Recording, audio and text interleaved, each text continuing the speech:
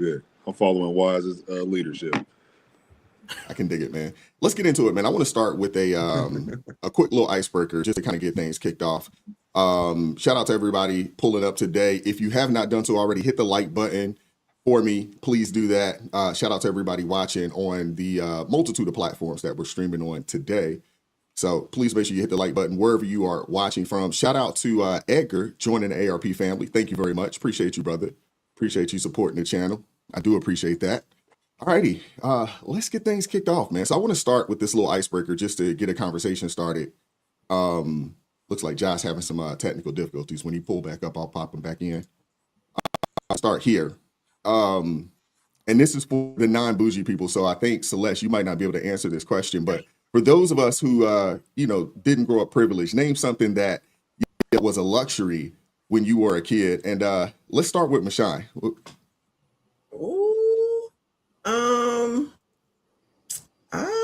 Maybe going to Hawaii. I still haven't been there yet. That's luxury. And I heard it's expensive. So that's the first thing that honestly pops into my mind. Okay. That's Now, a luxury, right? no, well, the question is, I guess it's the question more not necessarily something you would like to do, but name something that that you thought was a luxury when you were a kid. Okay, so going to Hawaii, you thought that was a luxury. You still don't think that's a luxury today? Yeah, I've never been there. So yeah, it's a luxury. Okay, I'm still trying. Mhm. okay. Bro, Oh, that's easy for me. Seconds. Second helpings. okay, Oh, wow. okay. You know, when you grow up in a house, man, and you got 6 brothers, 2 sisters, yeah, man, there ain't no seconds. So yeah, I always thought second helpings was a luxury. Okay. All right, Eh, Josh, Just saying. I can dig it. Yeah. Seconds. Wow. Josh can't hear anything right now. Oh, he's technical difficulties. Okay. Yeah. Whoever want to go next. No, Go ahead, Miss Nikki. well, I actually thought Jello pudding pops was quite a luxury. I love Jello pudding pops. When I was little, they used to be at my babysitter's house, so never at mine. So I always thought they was a luxury. I thought Lexus, an Austin Martin Vanquish, and Disney World were luxuries. Okay. For me, food. I'm just kidding. No, I'm just kidding. No, just going on a vacation anywhere, I thought was a luxury. It just seemed like that was just something that was so extravagant that it's not at the time for me. I didn't grow up knowing what luxury or not luxury was, if that makes sense. So just anything outside of my norm was really a luxury, which going to Florida is one thing that I can remember that was like, oh, something extravagant when I was a kid. So I would say like taking a flight. Got you. Okay. Celeste, you want to get in there? Oh, after you shame me. Having a summer home. Yeah. Okay. I still think that's a luxury. You don't think that's a luxury today? I thought it was Man, when you were a kid. Yes. Man, there's a lot of rich people on this panel. Let me I was tell about you, to say, like, man, hey, Jesus Christ, man, they make me feel inferior, dude. Oh, hold up, man. Let me go do something. Yeah, I think I might be bougie because this, I know. I mean, y'all, I can understand. I can yeah, understand. y'all are pretty privileged, man. I mean, summer homes and trips to Hawaii. Okay. No, I didn't have a summer home. You said that. Oh, but you thought, that's what I'm saying. But yeah, man, I thought like something like going to Red Lobster. Like, hey, we got a chance that like we was doing something for real. Oh, that was regular. That was regular. Yeah. I was expecting some humble answers. There ain't nothing humble about these answers. Right. I know, seriously. I'm sorry, that was regular. Well, Red Lobster would have been a luxury when I was 10. Like I was answering it from something that I personally experienced. That's how I interpreted the question. So I just that's why I said the trip, because it's not something that I regularly did or experienced. So when to say a luxury home or like a vacation home or whatever it was, Miss Celeste, you need a Now brother. everybody's shaming me. No, I'm with you, Celeste. I'm with you, Celeste. I'm right there with you. That's what I said. I thought that's what I said. I named cars because to me, if you drove a Lexus or something like that, that was fancy. You know what I'm saying? It was like you see a Lexus come down the road, it's like, dang, they got money. But So we didn't have any kind of fancy cars, but I definitely had friends. I grew up in a significantly Jewish neighborhood, and most of my friends that were Jewish, their parents had summer homes in Florida. So like spring break and stuff, like they always during the winter would go to their summer home in Florida. We had to stay home because we didn't have one. yeah. Okay. Somebody, I too have somebody suffered. get Celeste some napkins immediately because I saw a tear about to fall. And, I understand it, Celeste. I get it. Trust me. Why is now you make me feel like should I have said like having like McDonald's? Would that have been better? I mean, would that have been better? Yeah, we should have I want you to lied. keep it real. I mean, you don't have to lie to kick it. You know what I'm saying? I mean, hey, No. McDonald's was a luxury? Listen to the people out there. Don't get it misunderstood. Be proud of your background. Be proud of where you came from. All right. I mean, there was a time that Because- McDonald's was a luxury for sure. I mean, I remember asking for McDonald's, Yeah. and now you'll eat something at the house. We got, I just went to the grocery store. You know what I'm saying? You better get a sandwich at the crib. You got some definitely a McDonald's luxury money. back in the day. Exactly. Exactly. Cause ain't nothing worse than somebody who grew up like from a good background trying to act ghetto. All right. I'm actually from the ghetto. All we ever try to do is get out the ghetto. So that's one thing that we don't like to see. So embrace where you come from. I can dig it. This has made me grateful for my childhood. Thank you all very much. Mhm. Yeah, so we got privileged folks over here. Okay. That's awesome. Man. Man. That is awesome. You got Hey, listen. Hey, straight up, I'm gonna get a loan from one of y'all tonight. with It's 0% I don't interest. know. I All right, don't know. let's I'm keep it looking. going, man. I'm measuring them up right now. I want to play this for you guys. I'm sure everybody is familiar. I think everybody knows that Jasmine Crockett has tossed her hat in the ring for the Senate seat. And she had a new rap video that came out. I don't know if you guys had a chance to see it, but it's pretty interesting, to say the least. She ain't never scared and she ain't never been.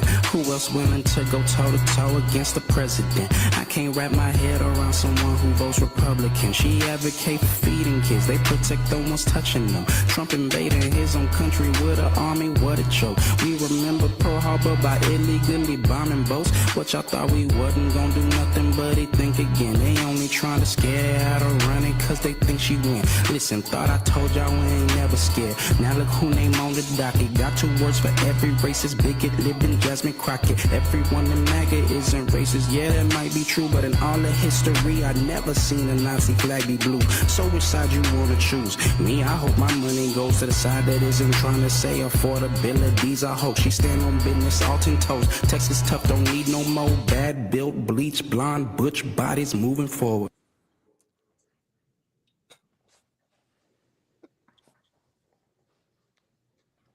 Whoever would like to, you can go wherever you want to go with this. Aunt Nikki, we'll start with you. What are your thoughts, man? Sheesh.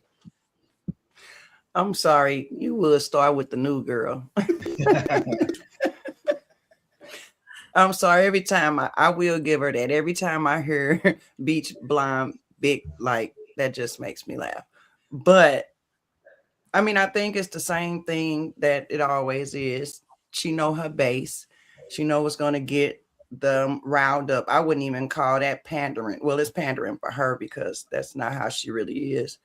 But just listening to the words, first I would say lawsuit, maybe defamation, a lot of it. But then she talked about history, and I'm just listening, and they saying we don't know our history, but their party is the history of the KKK. So I'm just a little bit confused on the song. I'm just really disappointed that someone like her would perpetuate this stereotype of us, and everybody looking at her like a representative, because I believe she is smart, a beautiful girl, but her spirit is ugly, it's trash.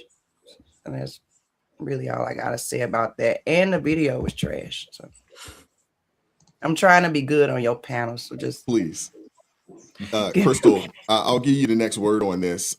Is this the representation that Black women were looking for in America? Now you know how I feel about this gutter bunny, and I don't know why you always be pulling me to because you know how I feel about her, because it irritates me. It irritates me. Why does it irritate me? Because why do you think that is the way to connect with our community? Like, the only thing you can do is throw on a rap song, create a rap video, which is like the worst rap video I've ever seen in my life. But you gonna put together a rap video and say, this is how I connect. Y'all aren't smart enough to understand anything else. The only thing that y'all will understand is if I put on a rap beat and call it a day, and this is how y'all gonna come out and vote. She's irritating. She's very irritating. And no, we do not want to be. That's why whenever somebody says Jasmine Crockett represents you, I'm like, no, she doesn't. I don't know who she represents, but it is not me. It's somebody else. Whoever wants to claim her, you can claim her, but it's not gonna be over here. I mean, silver lining, at least it wasn't Meg Thee Stallion. I mean, silver lining, it was a completely different direction. Michelle, I'll give you the next word on it. Who was it? I'm sorry. Michelle. It was just because it wasn't Meg doesn't mean it was different. I believe it's the same thing. It's just someone different. And I had said earlier, or whenever I did my last live, she better not. Somebody in the chat said she better not bring out Meg Thee Stallion. Well, y'all, she did it. So just because it's not actually Meg, it's still the same thing, and she does not represent me. So if this is the best that she has to offer, which obviously it is, and there's the 92% that want to go ahead and vote for her, then have at it. But I think it's insulting, and I'm tired of this being the only type of representation to be shown for us. And that's why I say all the time, we are not all the same. I'm not part of the 92%, and I don't have time for this foolishness. And I heard someone say in someone's live stream that I was listening to that she has trademarked bad built blah, blah, blah, blah, whatever that saying is that she have for MTG. And I think that she wants to be a businesswoman. I don't even think she wants to be a government official. I think she wants to be on a reality show. I think that's where she would be headed, or have a spot on Charlemagne show, whatever that thing is called, or do something like that. She doesn't want to be a person in government. I don't think so anyway. She's always making TikToks. Girl, go get a job then. I don't understand. I think she wants to be on Zeus Network, honestly. Celeste, what are your thoughts? I don't think she's smart, and I have not seen any evidence of this alleged intelligence she is supposed to possess. Lots of people say that she is. I keep looking for it. I have yet to find it, and I think that she's making a huge mistake. I think she is running as a national candidate.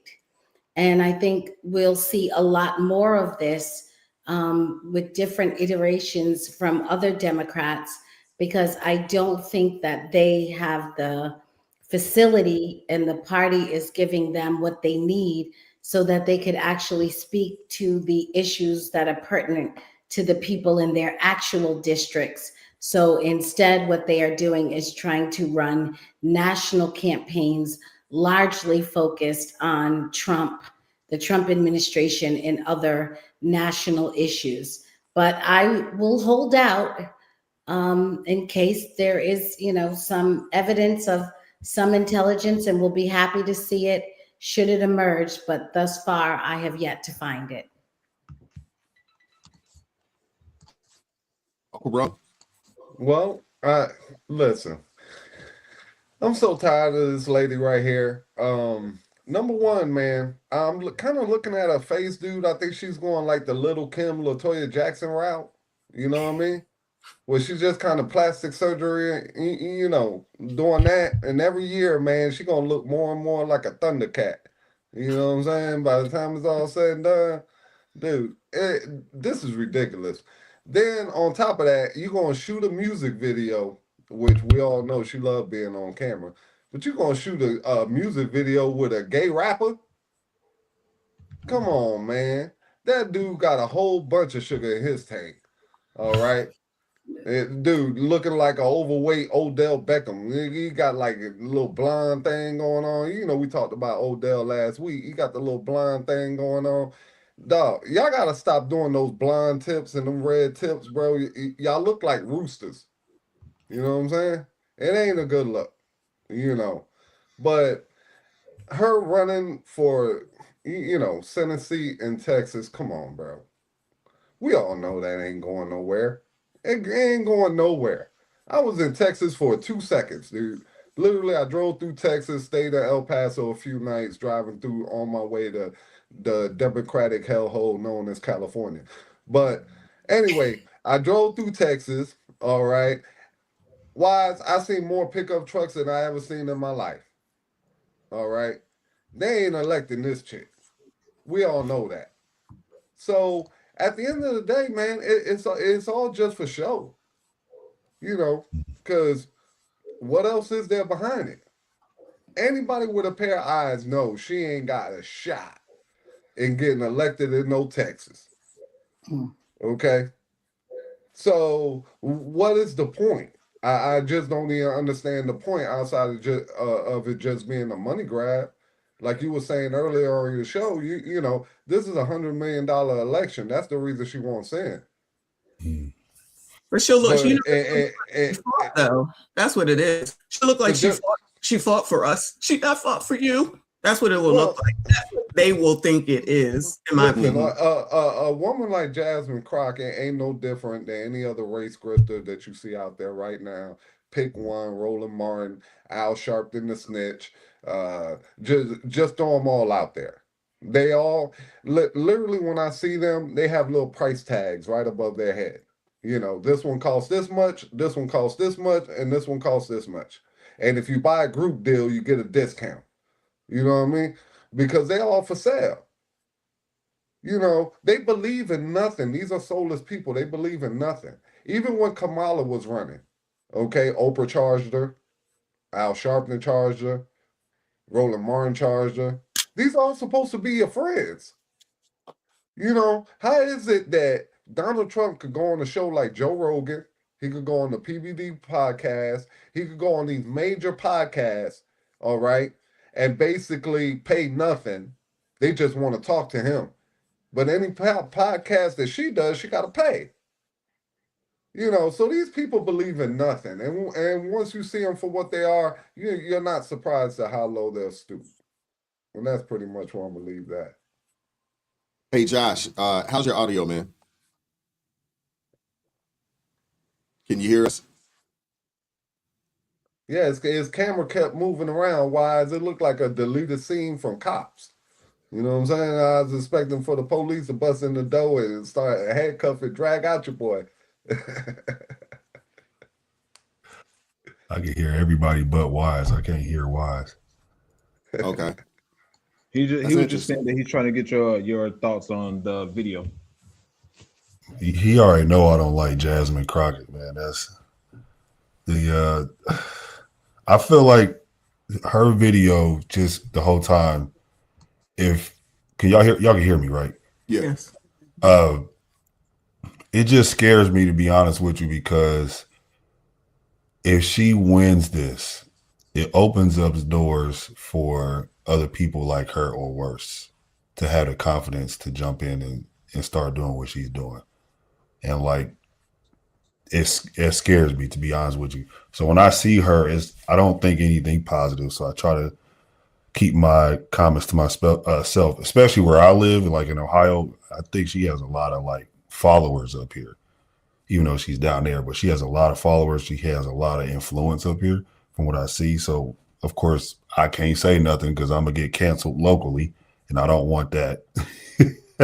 But she scares me, man. And I've seen her talk, and it's cringeworthy when she talks because she says so much stuff, and it's like, if you don't know anything, she'll talk you right into a ditch.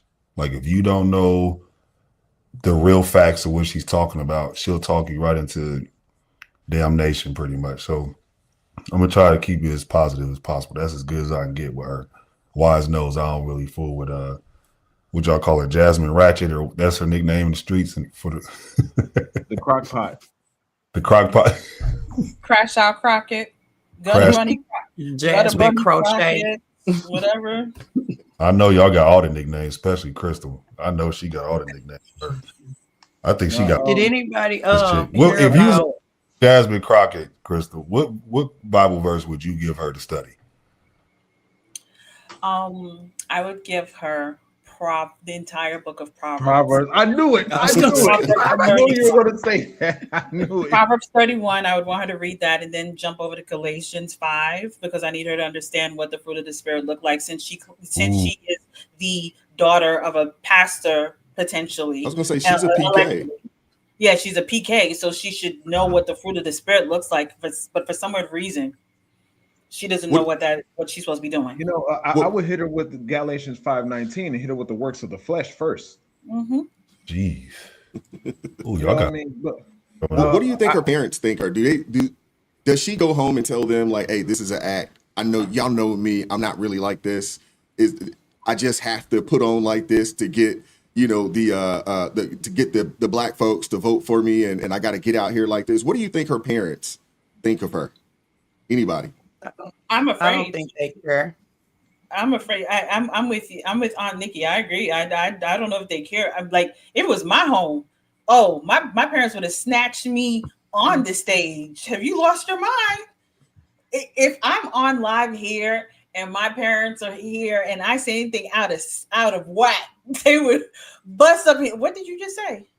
Fix that. That is not how you act. So I'm with Aunt Nikki. I don't think they actually care because by now they should have told her something. Why are you portraying yourself like that? That is not how we raised you. You weren't raised in that type of environment. Why are you doing this? But them checks clear, and sometimes you forget. Man, the parents on the payroll. Trust me. The daddy they probably the daddy get a truck, the mama get a Mercedes. Okay, and they don't watch TV. That's how that go. And she go off and she act a fool and do whatever. It's always down to the money. I think with the crock pot, I think if I'm being honest, if I'm being objective, the first 8 bars, because I've been in the studio before, I want to go there, but the first 8 bars of it was kind of decent. Not gonna lie. The first 8 bars of it was cohesive from a music standpoint, not the point that they were trying to make, but from a music standpoint, it was cohesive. But it just fell off the rails after that. But just the fact that is rap that bad, Spaces? Is it that bad? What do you mean? Was it good because of the beat behind it? I'm just saying, dude. We did the death of hip hop a couple weeks ago, and we talked about this. Is rap that bad, bro? Where you're bumping some Jasmine Crockett? No, I'm not. I would never put Jasmine Crockett in my rotation whatsoever. I'm just asking, bro. This is a legitimate question, bro. I don't know what's going on in Spaces land over there. But no, bro. Please don't do it. No, I gotta. There's different aspects of my understanding when I look at things. So one of them is objectivity. Look at it from the outside looking in. But dude, all it takes is for this clip right here to go viral. all right? And Jasmine Crockett now thinks she got a fan base and she gonna drop a CD. And it's gonna be because of you. And this statement right here. That's okay. You said the first 8 bars was pretty dope. The first 8 bars, I was counting them, was all right because they were cohesive lyrically in terms of the cadence of the rap itself, not the point that they were trying to make, because Jasmine Crockett is an abysmal politician. So let that part go viral too. When you know what I'm saying? But when it comes to the crock pot, I just I've gotten to the point where my ears kind of turn off when she starts speaking. And I pride myself on being a person that listens to my opposition, or listens to the people that, speak in a different angle from me, or speaks opposite of whatever it is that I believe. And I still have yet to see where Jasmine Crockett says that she's going to do something different for people. She's constantly talking about, I'm going to be opposite to Trump. That's it. Mm-hmm. I mean, think about this. Have you heard a plan? Have you heard any piece of legislation that she wants to move? I mean, she just rolled out, this campaign and said that, hey, I'm running for Senate. Have you heard anything, about her platform? And what, too? She had the no taxes for Black people. I heard her talking about that. Yeah, she did say that. Yeah. But I mean, that wasn't even her idea. She said she heard that from somebody. Yeah. She heard it from Mom Donnie. So when Mom Donnie said you were going to tax those rich white people, so she just flipped it. That's all she did. Yeah, it's like, no. But the thing is, even with that, right? Even because, with a lot of Black people, the people that don't pay attention to the conversations, and when people don't think about practicality in terms of how things actually are going to happen. I'm not sure if I said this here before, but the absolute majority of people don't even know their grandmother's mother. So how are you going to triangulate for how are you going to triangulate who deserves the reparations and who doesn't? And then on top of that, if you're going to throw out reparations, this is what she's banking on when she talks to Black people. She knows that Black people are when you throw a nice beat in front of Black people, they go blind. They go blind. Yo. Oh man, we better than that, bro. That beat was a sample anyway. I would want to think was a sample of something else, right? What was the song from back in the day? Never Scared. Never Scared. Yeah, there you go. That's it. But I would like to think that, Brother Wise, but that's the sad reality of it, is that our people are going to be the ones that go for it. Mm-hmm. Literally because she loud, because they feel like she a representation of them, which she is not. And I was trying to tell somebody today, because they like to say, oh, because she a strong Black woman. No, don't mix up strong with ghetto and loud. Like, those are two different things. And I think people are getting those two conflated. Those are not the same. Ghetto and strong are not the same. But when they hear it loud, or because she talk trash, and the same thing that they do on everyday life, they think it's cool, but they don't. She has never passed none. I've never even heard of anything she's gotten pushed through. None. She's just on social media. She's a social media star. I would actually respect her more if she put out a real rap song, put on her little hot pants or whatever she got to do, or go get on the Bad Girls Club. I would respect that more, but don't get in this office. You're a lawyer, you spout all your degrees like they all do, which means nothing to me, the big words, which she refused to use. I'm actually yearning for a big word now. I'm really not into big words, but I want her to use some, because I do, Miss Celeste. She got to be intelligent, but she intelligent enough to manipulate the people. I do not think, when I say she intelligent, not dumb, she's not dumb as far as her strategy and what she is trying to do for herself. She know the hand she's playing. She ain't now intelligent. You're right. That might be different, because now I'm just gonna separate the two. Intelligent, smart. Intelligence is another level. Wise is another level. I don't think she's those.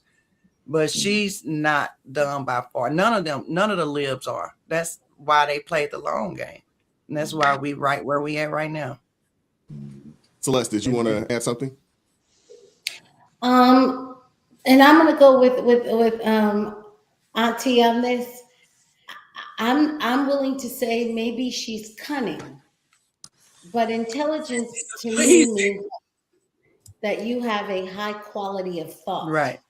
And I don't see any high quality thinking coming from her. Gotcha. Yeah. Okay. Super chat over real quick, and then we'll keep it moving. Let's see here. Thank you, single fathers, coming through with the $5 super chat. Says Jasmine, don't be out here in them Dallas streets.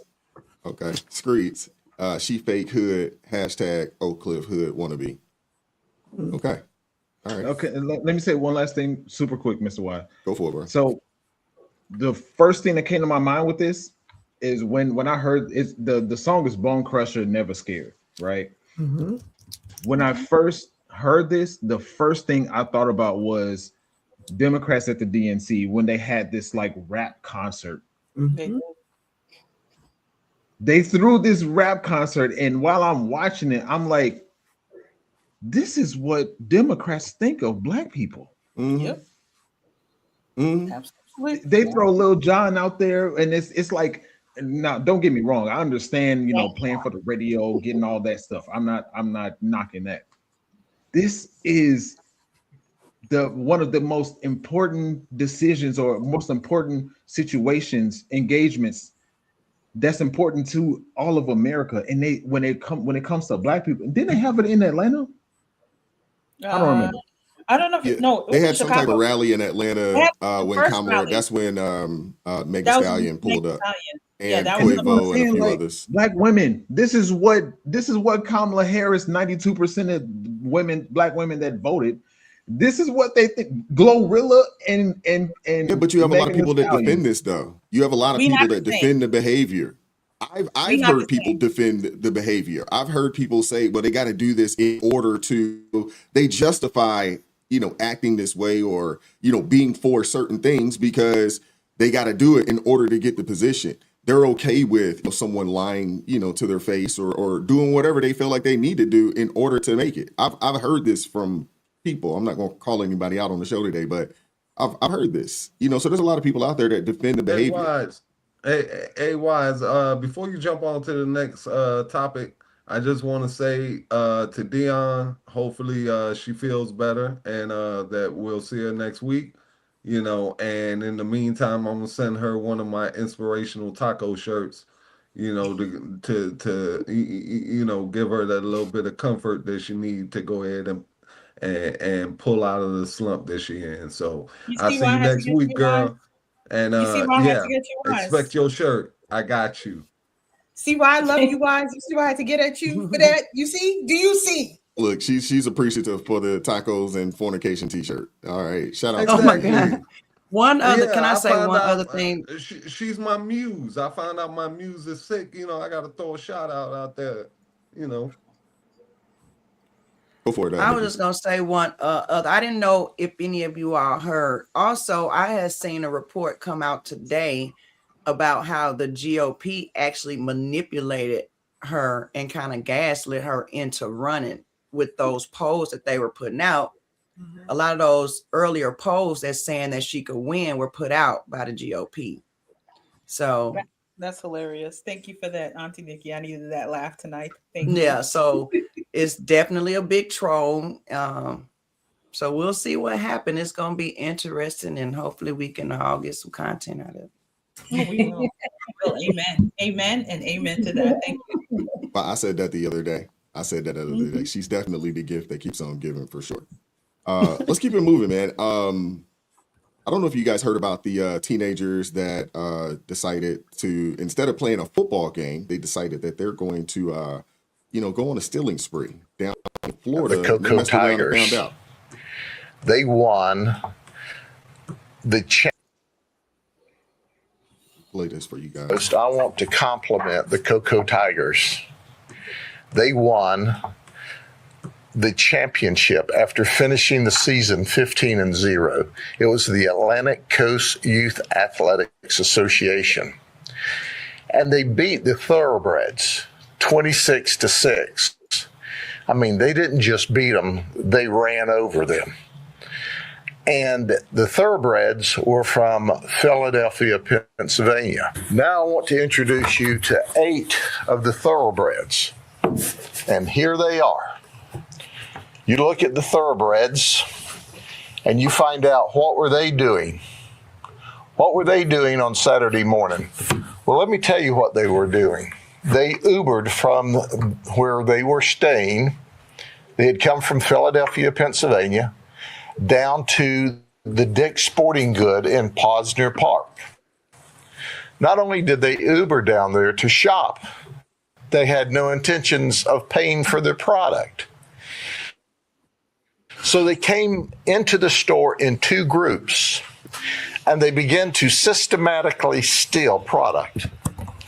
And that's exactly what they did. They stole, and they stole, and they stole, and they stole, and they stole. Yeah, how do you like that? This is everything that they stole. And guess what? As we've said before, you can't go any place, anytime, that you're not on a camera. So Dick's Sporting Goods knows that they're stealing because they're watching this systematic, organized theft ring called a football team. Now, not only did they steal 47 items, not only did they steal 47 items, but ostensibly they may have cost their team the championship and the football game, because I don't know if these all were starters or not, but I can tell you that we were finishers. We arrested them. We took them to the Juvenile Assessment Center, and we put them in lockup. But I want to introduce you to their coach. His name's Raynon Bynes, B-O-I-N-E-S. So when we notify the coach who is responsible for them, you would think he would be interested in holding them accountable and responsible. Instead, he goes to the deputies and begs them not to take these young men into custody. Oh, don't arrest them. Drop the charges. Let them go. And then when we said no, then they go to Dick's Sporting Goods, to the manager, and said, oh, don't charge them. Don't charge them. They were not taking bubble gum, one piece to chew. They stole over $2,000 worth of products, over 47 different products they stole. Child, Dick has insurance. It's okay. Yeah, they do. Mm-hmm. Sorry, Philly. Sorry, Philly. My bad. I'm sorry. This is Look at hilarious. Celeste's face. They didn't know what county they were in. No, Polk County serious, man. You don't play down in Polk County for sure. That's like one of the worst counties to even think about committing a crime in. Mm-hmm. I work in Polk County all the time. And they don't play over in Polk County. And I love me some Grady Judd. Let me tell you, that dude right there, man, he make us proud. I shed a tear when I'm talking about old Grady. I love him. I mean, the kids did what they did, and that's one thing. But my concern is the coach.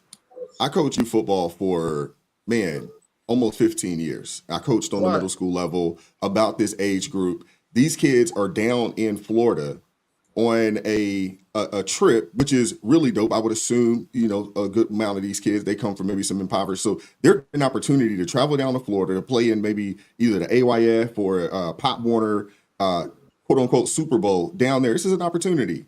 And 8 of them decided that they're going to take an Uber and go and steal. But my main concern is the coach. The coach. Like, what are you teaching these young people? You know what I'm saying? My first wave of kids are adults at this point. And we were trying to feed into these kids. Most of the kids that I coached, they didn't come from the best neighborhoods. And it was a lot of single parents. So we are the father figure that they see. Like, what are you teaching these young people? Seriously. No, Wise. Listen, at the end of the day, I blame the mother. That's who I blame. Because I guarantee you, all these boys come from single mother households. Listen, let me explain something to you. When I was 8 years old, I'll never forget this. Okay, this is what fathers do. All right, we all went to a steak restaurant, right? My dad loves steak, so he took us all to a steak restaurant. We sat there, had a great steak, and my dad left a tip. Okay. We all go to walk away from the table, and I went back to the table and took the tip from the top of the table. Okay. My dad caught me, made me put the tip back, explained to me, you know, you don't do that or whatever. But when I got home, I got the beating of a lifetime. Okay. And that's what dads do, you know, where these kids can leave and go to another state and they know better, but they don't. And that's absence of fathers. You see it all the time. I used to go to summer camp through my church when I was younger as well.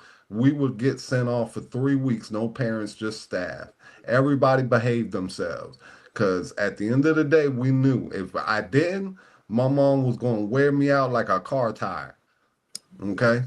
And they don't have any of that anymore. That's why you see stuff like this, where they go to another state and they feel like they can just steal and this and that, and somebody's going to look the other way. But in Florida, we don't look the other way. You take $2,000 worth of stuff, we're going to lock you up. All right. You step on my property and you go to steal something off my property, you might get shot. You know, this is how we deal with people in Florida. So for whatever, you know, other people from other states, y'all may deal with, you know, your criminals a different way. But down here, you either gonna walk righteously, okay, or we gonna mess around and arrange a meeting between you and your creator. You know, and that's just how we do business in red states. You know, so you're gonna come down here, you're gonna get plenty of Southern hospitality. Everybody's gonna be nice to you and smile and, you know, greet you, and everything's cool. But the second you step out of line, you're gonna get spanked. Okay. And that's how you got to keep people in line in this day and age, because I'll give you a prime example. Earlier today, I went to the gas station to fill up the tank on my on my truck. It takes about $80. Okay. I'm sitting out there, I'm pumping, I'm at about 30. This guy comes walking out and he's packing a pack of cigarettes. All right. While he's walking to his vehicle, which is on the other side of my pump. Now, mind you, my pump's been running, smells like fumes everywhere. Next thing I know, I don't even see the guy, but next thing I know, I see smoke. Like, just, you know, like leaving the pump. And I'm like, bro, is this dude smoking? And like I lean over, I'm like, bro, you may not care about your life, bro, but I care about mine. Mm-hmm. You can't smoke at the pump, bro, because it's not the actual gasoline that catches on fire. It's the fumes. Yeah. You know? But this is the ignorance, man. Dude, we have kids walking around here with IQs that's room temperature. And we expect what from them? Please tell me, because I expect nothing. Shout out to I think this is Brodo coming through with the $2 super chat. Says smile, Crystal. Uncle Ro is happy. Crystal, happy. I'll give you the next word. What are your thoughts? I agree with you, Wise. I somewhat agree with Ro. I definitely do agree with you, Wise. If those kids were if they had any kind of respect for their coach, they wouldn't have even made any kind of moves like that. If they respected their coach, if they understood the idea of team and what it means to be a team and what we're trying to do for our city, they would have never done that. But they lack a respect for their coach. They lack respect for whatever the coach was teaching them. And I can say that as someone who was an athlete, and I can say when coaches they instill certain things within you. Even if your home life is a wreck, the people that are out there that is like your mentor, as far as like coaches when you're on a team, they instill something different in you. So the fact that they were out there and they were actually stealing and jeopardizing their chances at what they were trying to win and accomplish and all that, that says something. I said I partially agree with Ro because it probably is the homes. They probably had single mothers, but again, I won't always say it's always necessary them just being single mothers, because there are two parent homes where people act like nowadays like they ain't got common sense. Today's, because Ro was thinking about yesteryear. Yesteryear is very different than parents today. There are two parents homes where they're teaching their children crap. They have their children, their parents. I have seen parents that bring in their kids as mother and father coming into the stores, stealing with their children. So that tells you it's not a single parent type of situation. It is the morality of people nowadays. The morality of people is ridiculous.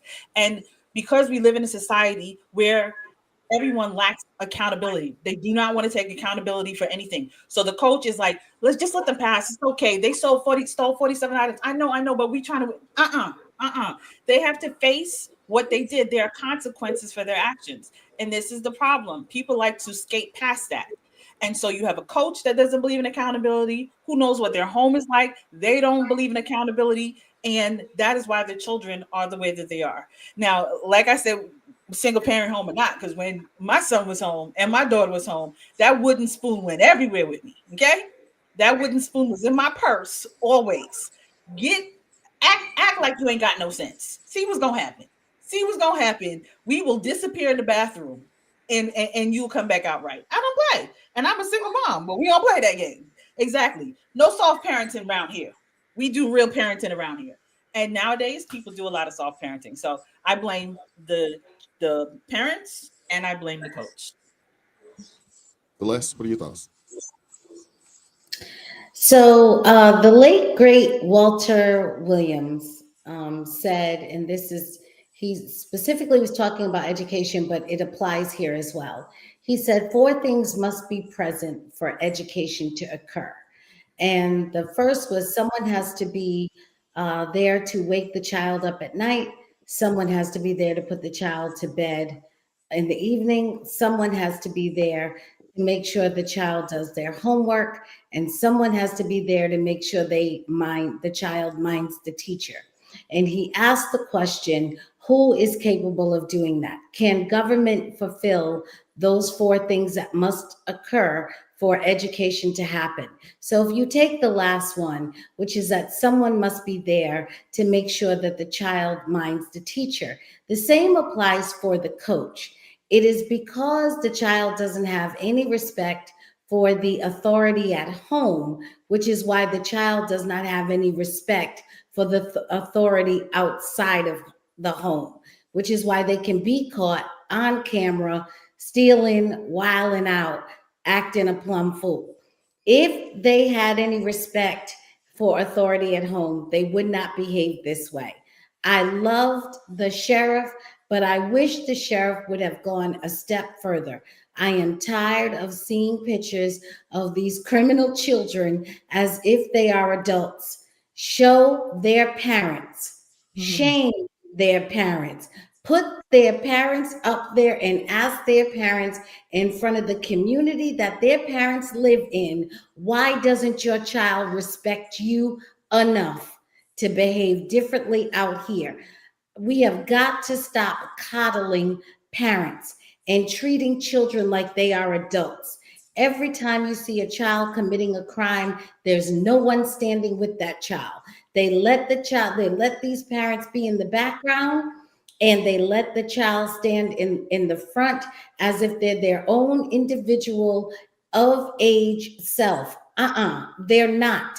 Their behavior they are not those people. Their parents must be brought in and brought to the public. Now watch, when the child is a victim of something, then the parents are standing right beside them. And especially if there's any money to collect, they have no problem finding the parents then. But as soon as the child is the criminal or the perpetrator of the crime, he gets to stand alone, and the parents basically get to go on and live their life as if untouched and unblemished by their child's behavior. Stop putting up pictures up of these children. Show their parents. Does anybody want to, add anything to that or refute? Don't whoop the kids, whoop the parents. Don't whoop the kids, don't whoop the kids, whoop the parents. Listen, It's a long lost art. Wise, It's I'm a whooping long lost everybody. art. Okay, It's a I'm long whooping lost. everybody. No. If I'm the parent, listen, you ain't getting out of line because I'm slapping people to sleep. Okay, we're going old school. All right, where you go to sleep with the wet face. You know what I mean? And you wake up because Crying you've been tears. crying so much, your eyes stuck together, your eyelids stuck together in the morning. You think you blind. You just laying there. I can't see. Nah, it's because you've been crying all night. See, that's how you get them right. Because nowadays, this soft parenting, that's all you see. Parents want to be their kid's friend. Bro, your kid is not your friend. They don't pay bills around your house. They don't help out. They don't do nothing. You got to take care of them. So how is they your equal? Stop treating them like they your equal. They not your Well, equal. your socialists and everybody, they put a wraps on that decades ago. Mm-hmm. And it took me to now that I'm finding out everything, this has been the plan. That's why I say they play the long game. When they start, and I can't remember if I was in high school, what grade I was, when the whole thing about you can't whoop your kids, no corporal punishment. They was telling the kids that don't apply in Spanish households. I'm Spanish. Well, I understand that it don't apply. It don't apply in a lot of households. But what I'm saying is, it don't apply in a lot of households. But you got to go. We were getting reprimanded wherever we stood, wherever the crime happened, the act happened. That's where we got it. But now you can't do that in the grocery store because you got some white liberal Karen over there saying, "Oh my God," or somebody trying to call the people, or you got your kids that were trying to call and threaten. The kids are calling. Parents. Yep. Oh yeah, calling, threatening. So this started a long time ago because I remember my mom and I would hear the adults say, "You don't want me to do nothing with them now. Don't come calling me when they're in your courtroom." I remember these conversations happening. They want lawlessness. We are in Revelations. They like to say Jesus is on the way. No, he is here. He like up the street. He right up the street around the corner. The kids will turn against the adults. Right will be made to be wrong. Wrong will be made to look right. Like the Euphrates River dried up, war, all of it. Like we're here. So my thing now, I just say throw the whole culture away and start over with our babies. We got to start in the household, get these babies and get our different code. We got to get our minds right. Our kids, if they in their 20s, trying to get them together so they can raise their kids right. Arranged marriages. I'm with all of it now. I'm just going to go straight. I agree with you on the end of days because Robert just came in looking like the devil. You ain't gonna lie. What's up, Robert, man? What's up, guys? I missed y'all, man. I am so sorry. What's up with all this fire in your background? You scared me. You scared me. Yeah. You had me going a little pale there for a second. That's the Punisher mask. Is that the Donald Trump hat? Yeah, Donald that's Trump his hair. Yep. You got Uncle T looking all mean. No, but Nikki was saying, I agree with everything Nikki was saying. And honestly, I think that, and I hate to sound so soft, right? But I agree with Rolando in a sense that life is what I've learned. In the 40 years that I've been here in this earth, I've learned that there's a balance. You don't want to be too strict, but at the same time, you don't want to be too soft. So there's a difference between telling your kids something and then teaching them, and sometimes when we give these lectures, we don't really focus on teaching them the moment of their mistakes, right? And so what I've learned with my daughters, basically there's a certain age that an ass beating, and excuse me for my language, but I came in listening to this and I'm like, oh, I know what you guys are talking about now. But there's a moment that you have to be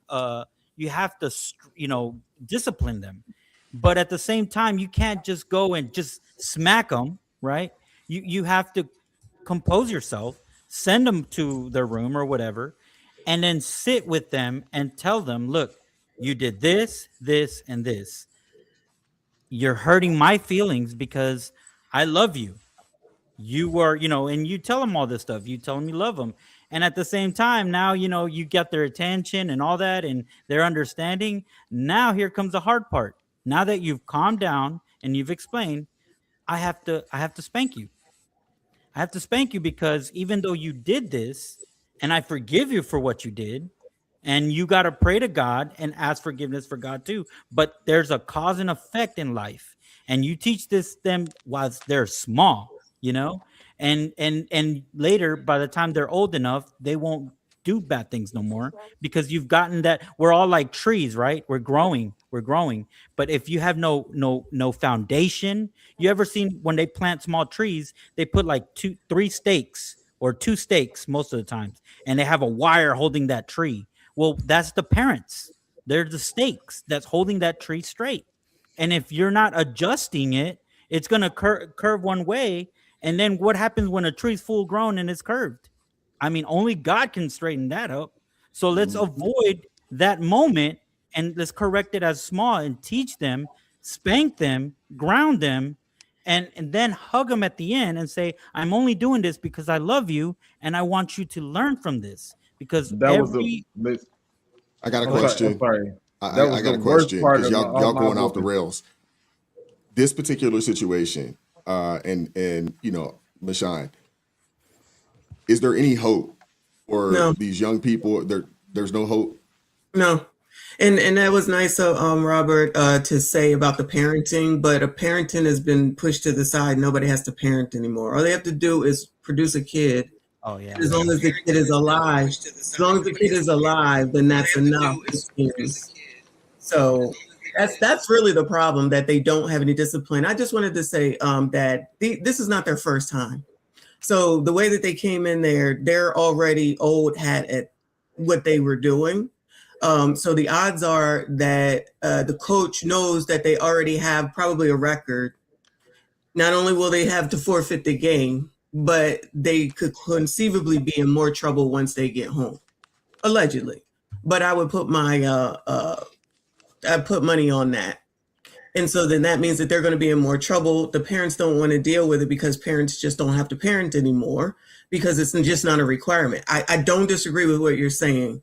But even when you all were talking about, if you try to discipline in public and they'll call and then they'll be held accountable, there's that, which I don't even think that matters, because I've been saying hold the parents accountable, especially when they're minors. I don't understand why that's not a thing. It's not like these are people who are out here in the world producing something for society.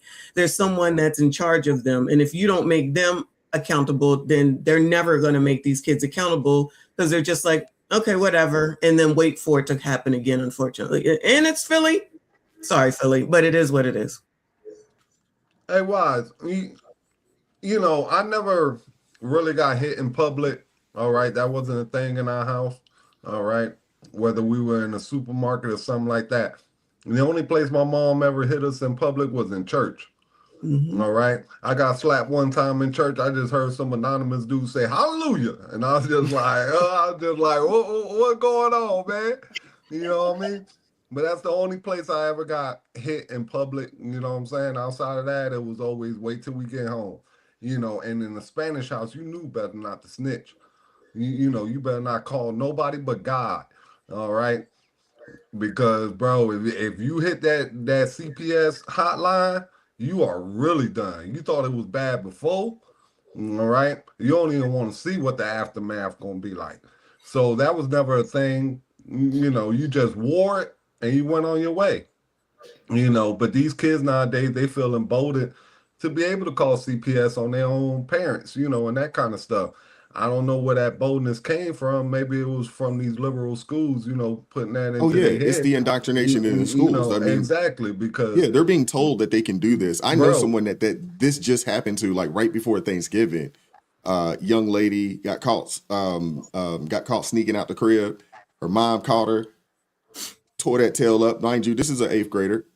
And yeah, she called the police. And right before Thanksgiving, mom went to jail.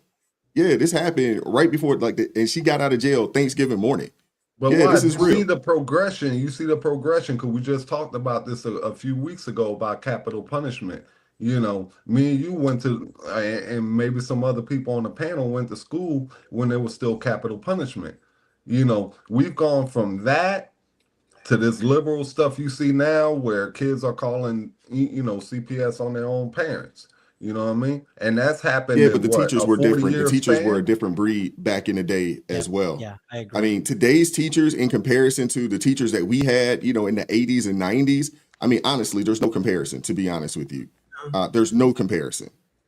So just imagine if we don't get a hold of these kids that's going into the field, the ones coming out of college that's going to be teachers and in all these fields, and we know that this ideology, this mindset, which across the board is messed up, but even if we just talk about the kids crime, because it's all going to lead to the same thing, poverty, they're going to be in the schools. Like for me, that's why I'm trying to get myself in a position. I got 2 smaller ones left that I really just want to pull them out of that system and homeschool them, because I've had to have meetings at schools. I've had for talking politics when they were like in the 3rd grade. I've had to go up there because it was a book sent home. That's when I found out that the board didn't even have to approve books that teachers was bringing into school. I just assumed that they all had to be like verified or whatever. Well, I know that now. So that's kind of how I got on my, like a part of my journey. Like you hiding stuff, our people don't know what's going on. We so worried about buying clothes, going out, smoking, and then going to church just to be going because somebody told you to go. And you don't know what's going on around you. The world is falling apart. You got Christians being persecuted, kids out of control. And meanwhile, we just running around trying to find the best lace front for Friday. I'm old, like I'm so irked with it. I love it. Thanks for hold on, Hold up, bro. I think Joshua wanted to get in, but because he's delayed behind, he didn't get to thing. Because he can't hear. He can't hear you. Let me see if I can unmute him. Because he's delayed.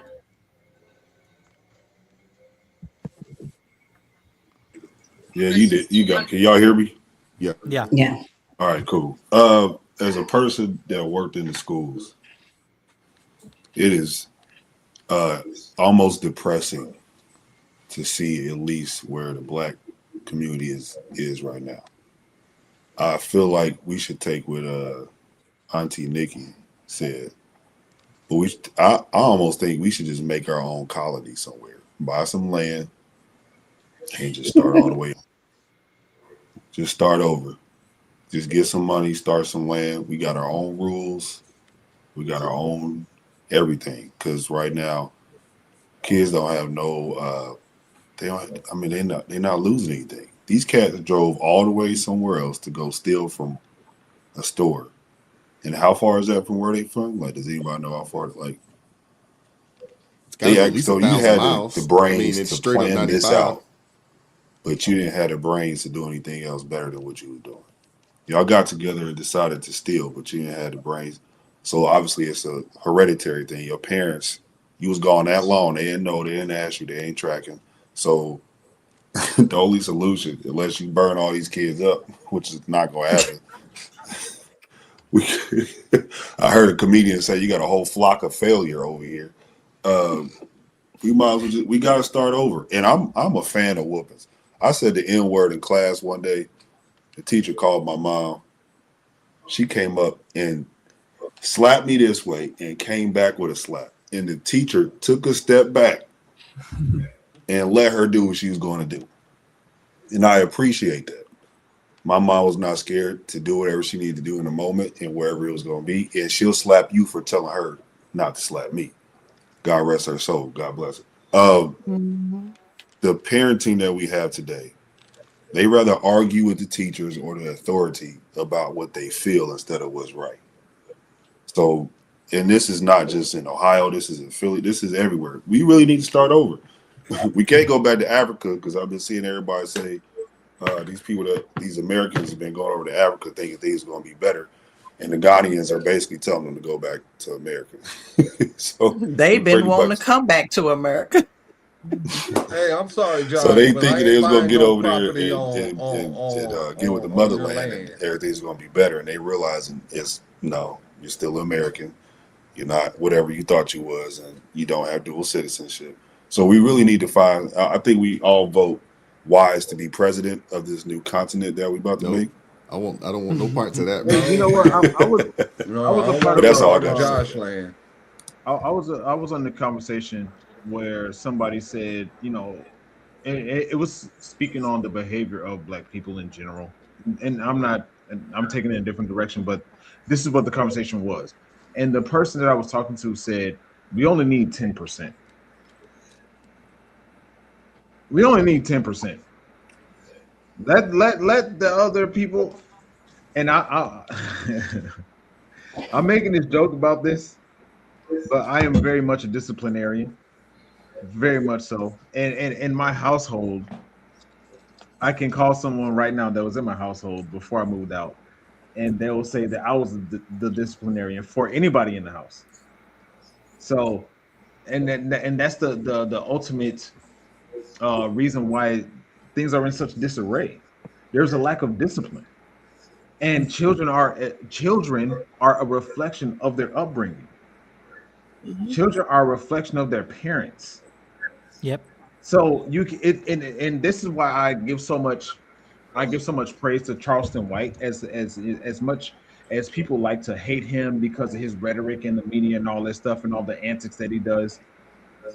He has written philanthropic work with children specifically because he knows the impact that what he's doing has on children in the long run. People have all this smoke for him, but he has documented proof as to his philanthropic work towards children specifically. And I've been meaning to say that for a while, but no, man, it's and this is why it is a genuine battle for me in this conversation to punish the child or punish the parent. Does the child need a whooping or does the parent need a whooping? Both. Both. Yeah, it's an and. Both. It's not an or, it's an and. It's and. Yeah. Absolutely. It's the both. Or both with the F, B-O-F. Both of them. I think we should hold the parents accountable for what these kids do. You know, that would change that real quick. But No, I the like problem Celeste's is, idea. I mean, they brought the pictures up. I think, yeah, definitely. I mean, it's the same thing, out here, in the DMV area. You got the same type of foolishness, happening. Kids cutting up and acting a fool. And Celeste, you're absolutely right. You were up there in DC. You'll see the kids, get perp walk, and you'll hear about the kids, but you won't hear about their parents. And these kids are out at 11, 12 o'clock at night committing crimes. And what happened to the PSA that used to come on, at 10 o'clock? Do you know where your children are? Yep. Yep. Kids are out here just running amok. And even in this situation, there is no way that my middle school age kid is going on a trip. One, that I'm not going on. But two, they're going to be able to get in an Uber and go somewhere else without me knowing. Like, are y'all crazy? Yeah, no way. The coaches was probably somewhere doing whatever. Just they wasn't being supervised. Apparently they got up way early before the game. And I can imagine they probably wanted mouth guards, what my sons and them call it, they football drip, all this stuff. They made this plan, but we were just talking about this on my panel about holding the parents accountable. Should it be like first offense or multiple offenses if the child, once you get to the point of where you holding the parent accountable, because also you got sneaky kids too. So what does that mean to hold a kid? What does that mean to hold the parents accountable for a child's behavior? What does that mean? I think it would probably have to start off as probably citation. Fines. Yeah, citations. Yeah, citations, fines. I think court appearances, which is annoying in itself. Okay, just playing devil advocate though. You get somebody out there saying, "Hey, it's a tax on the poor. These are poor kids. This is a poor single mom. Now you're gonna fine them. It's gonna be even. You're gonna make things tougher than what it already is. You know, for this poor lady. You know." Well, I can tell you from experience. If you'd like. When I was in high school, I decided y'all don't be judging me because we already talking about the duffel bag. Y'all already got the duffel bag story of Crystal. Y'all got a lot of stories, so don't be judging your girl. I missed out. When I was in high school, I found myself cutting class a lot. Let's just say, I'm telling Jesus. if you were supposed to be, in school 250 days, I was in school 90 days. Let's just put it that. Let's just do that type of math. And they basically, because my parents were working, again, that's why I said it doesn't matter. I know Uncle Ro was talking about, single parents. I had both parents, I had grandparents, I had everybody. I just knew how to maneuver the situation at the time. And when the letter came home that if I cut class again, they were going to arrest my parents. And they actually got it to my parents because I would try and intercept all the information so it never got to my parents. When it got to them, it didn't matter I was in high school or not. My butt was lit up. And they moved me straight out of New York to a whole nother state to get my life in order. But it was knowing that they could face time in prison for me not doing what I was supposed to do. So the fines, I agree, or even them facing time in prison for what their children are doing might shake them up. Now you really need to parent. Like, this is no joke, because now you about to get me locked up for your foolish decisions. That I think those type of benefits that might help too. Yep, no more benefits to buy them lace fronts like Auntie Nikki and Michonne were talking about. No more lace fronts. Messy Michonne. You trying to get them? You trying to send them into a downward spiral? You ain't got no weed budget. You can't sell them stamps for that $40 bus. Yeah, all of it. No, that should be the threat. That should be the that is a good one. I did not think of the benefits. And something. Crystal grew up in New York. I grew up in New Jersey, and we grew up about the same time. She was born in 80. I was born in 80. All right, let me tell you, Crystal grew up where I grew up. We be running them project buildings together. All right, she knows she loves some of this Puerto Rican right here. Celeste, I know you wanted to add something. Go ahead, Celeste. Hold up. Why? Let me tell my story right quick. Let me tell my story. Because I tell you now that she's been saved, now she want to rebuke me. You know what I'm saying? When back in the 80s, she would have loved me. All right. Just in the 80s, y'all were kids. Y'all shouldn't even been thinking like that, bro. What are you talking about? Guys, thank you. I was not playing like that when I was a kid. Rolando, y'all could have ate rice and beans out the same bowl. Celeste, you're supposed to be my sister, Celeste. What are we doing, Celeste? What are we doing, Celeste? Because look, if you think I got the baby face now, a nice picture. If you think I got the baby face now, you should have caught me in the 80s. I really had the baby face then. I'd have went ahead and put that Riz on her. And let me tell you, she'd have been out of there. You know, now I put the Riz on her and then brought her over to the house, fed her, some rice and beans and a little coquito. Celeste and Wise, we are going to have a meeting later, Celeste and Wise. We're going to have a meeting later on about this. I apologize. But Wise, you said something about basically saying that would be a tax on the poor. First of all, I'm fine with that, but I think what we really have to do is say, no, that's a tax on behavior. It's not a tax on the poor. It's a tax on behavior.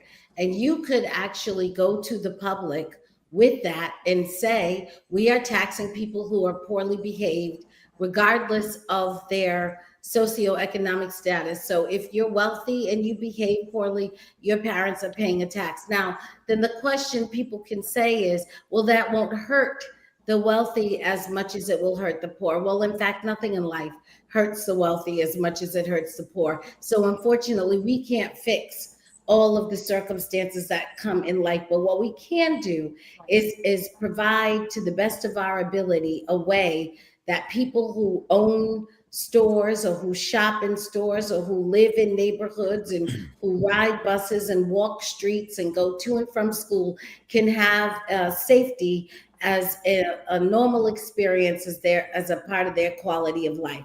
We have got to stop saying we are going to give up these things on behalf of these wilding out children.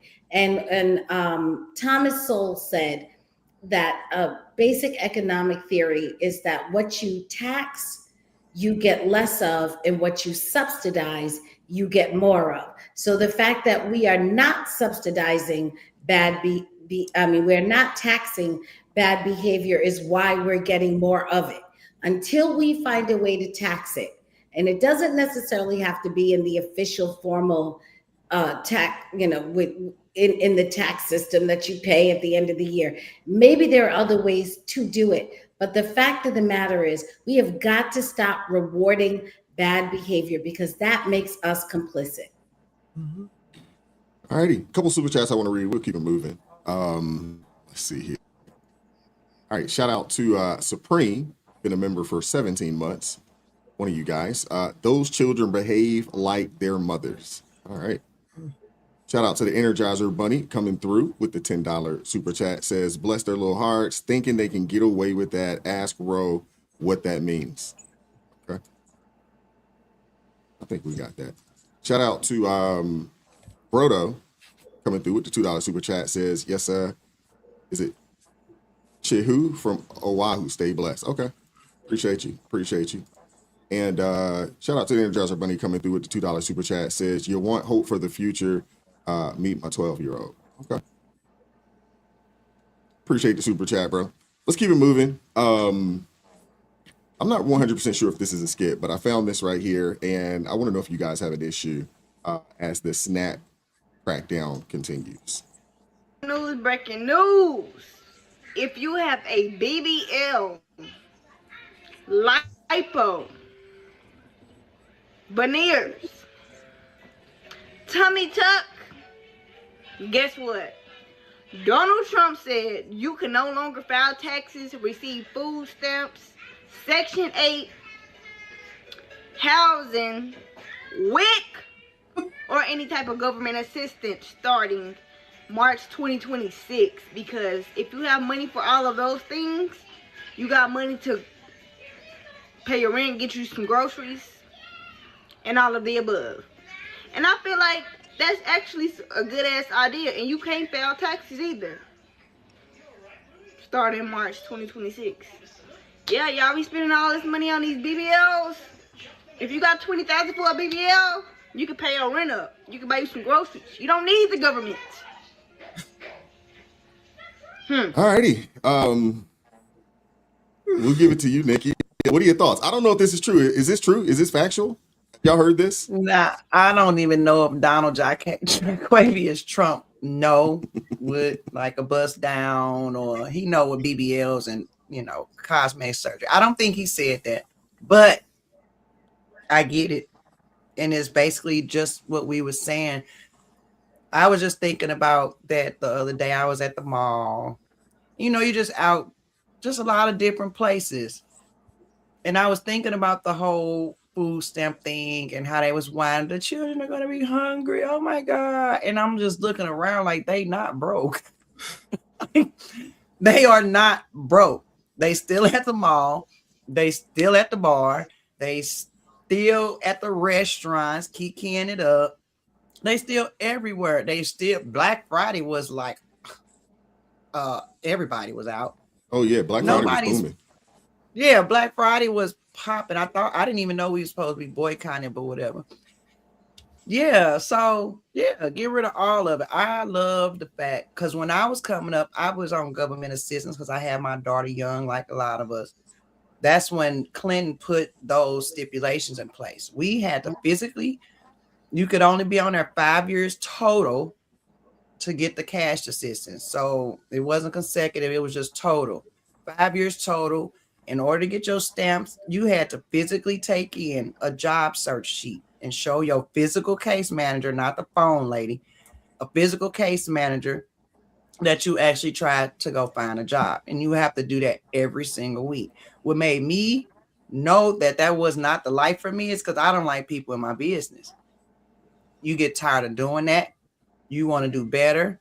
Who can live off $234? So I don't even understand where the mind. I think some people just got it and they don't, like, internally where that mindset comes from, because assistance should be a leg up, not out.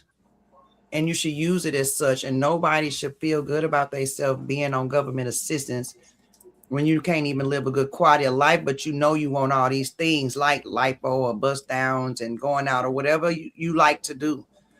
So, like I said, I know we still in persecution. I think we still walking in the wilderness.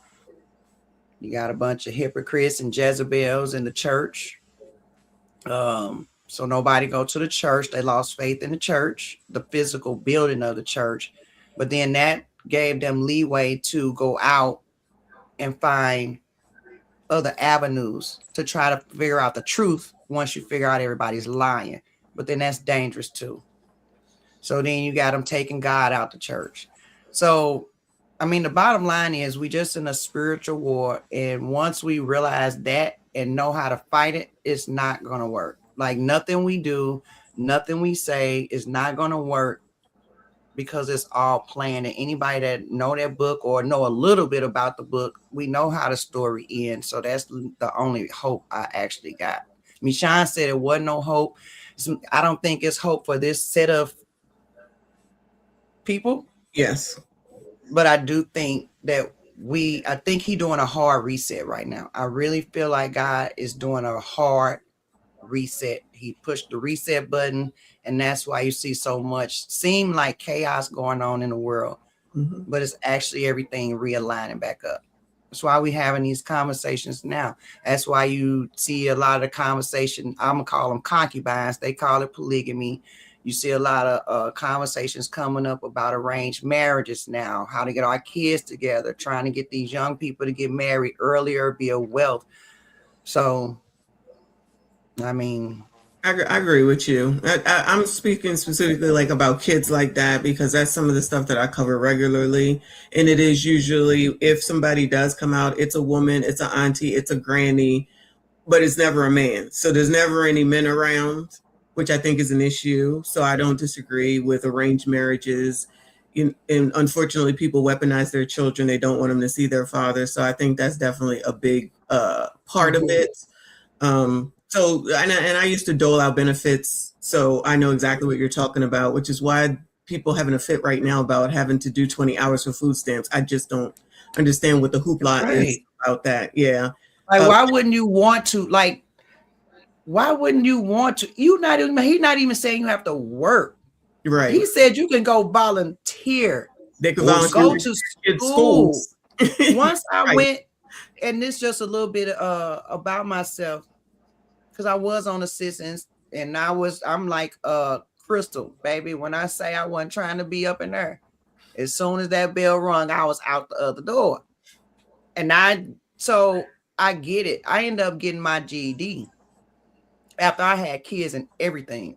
So I ended up getting my GED. But once I got that, I got it just so I can get a regular job because people had started requiring that you have a diploma. Oh yeah, I'm like, okay, I got to go do something. But once I had an epiphany one day and I was like, what I'm going to do next? And I realized I could literally do whatever my heart desires right now because I have this. And once that switch flipped up, it wasn't no stopping me. So I just think that because they're going to go, I don't think they're not going to do it. They're going to get their benefits. So they're going to figure out something to do. And I think once they start volunteering, going to school, figuring out what they're going to do with themselves, we need hope. People are hopeless. They just like hopeless. Well, they don't. And then you got this, you raised with this oppression victim mindset. So then you got your household telling everybody, your whole community telling you how hard it's going to be and what you can and can't do and can't say. You can't even be out the box. You can't even like country music and be around your own people. You get ostracized. So it's just a whole a whole mess, and now I'm just, I don't know. Well, it's not hopeless. I mean, I got hope. You know what I'm saying? Because No, I mean I'm the people that we actually, see, that we talk to. I see I'm actually, those I'm type of actually, people. I'm actually really excited about this. You know, if it's true, because I don't know if it's true or not. But It's if it not. is true, let me tell you, there's gonna be a lot of hungry women out there, and your boy gonna be out there next to the taco truck. Listen, holla at your boy, man. You know what I'm saying? I'm gonna be feeding all types of Chopping it women. up. You know what I'm saying? And giving out free T-shirts. All right. So y'all bring y'all hungry butt Look at down there. Celeste. You know what I'm saying? Make sure you bring your BBL. You know, and all that. You know, we This gonna get some guy, yo. tacos. And like my boy, you know, Wise is talking about, we gonna go ahead and do the do. You know, I'm gonna bring the jungle Yeah, bring cat me with in me. this. You know what I'm saying? Don't make me show you the jungle cat. He gonna be live. He gonna be out there rizzing. You know, because it's about time that they realize that they need men. You know what I'm saying? It's been too much social programs out there Yep. giving them a false sense of entitlement and empowerment that is not realistic. Okay, and they've been turning their nose up at the average Joe, the average blue collar guy, like they better. All right, now y'all finna be out in them streets hungry. All right, and a blue collar guy like myself. Exactly. You know what I'm saying? Listen, listen. This is the truth. Blue collar guys are in the street. We are celebrating. All right, because there's gonna be tons of tacos and fornication going on. All types of Netflix and chilling. Man, it's gonna be anarchy in these streets. Why? There's gonna be so many babies made. This is gonna be like the baby boom after World War II, bro. You know what I'm saying? There's gonna be babies being made everywhere, bro. And then Joshua gonna go ahead and potty train them. You know what I'm saying? Because he got some making up to do. You know. So why these are great days to come, bro. And if you a single man out here, you know, earning 50, 60,000, bro, it is time to celebrate. Okay? Celebrate tomorrow at work, high five, do all that stuff, man. We celebrate BBLs for everybody. You know what I'm And saying? you got me bringing up the word discipline. Come That's here. how we doing. Come here. Yeah. Come here. You know what I'm saying? Everybody look at the negative side of the news, Saying. bro. You gotta look for the positive, bro. And in the positive, you know, everybody was talking about we ain't producing enough babies. You know what I'm saying? And all that. All we gotta do is get these women off of government assistance. Baby boom, bro. Instant. Just like that. Hopefully not. I would have to Yeah, say that man. I would not look or believe I'm anything telling you, what the listen, politician says though. listen. Between alimony getting done away in Florida, between the SNAP being taken down, you know, the way it is, let me tell you something, man. Marriage is gonna be lasting 50 and 60 years now. Okay, Yeah, it's gonna be a 50-50 bunch of custody. kids. 50-50 custody, you know, in a Yeah, multitude of man. states now. And you're Yep. starting to see that matriculate across the country. That's Yep. huge See, right there. somebody Yep. said, dude, it's hard to stay together. You know, they used to say it's hard for rich people to stay together because it's hard to be with somebody when you don't need their half of the rent. You know what I'm saying? Well, if you do the opposite in this situation, everybody gonna need everybody because there ain't gonna be no social net out there. So you better go ahead and play your, you know, game of musical chairs. You better get you a chair. You better get you a chair because once the music stops, you're gonna be out in the cold.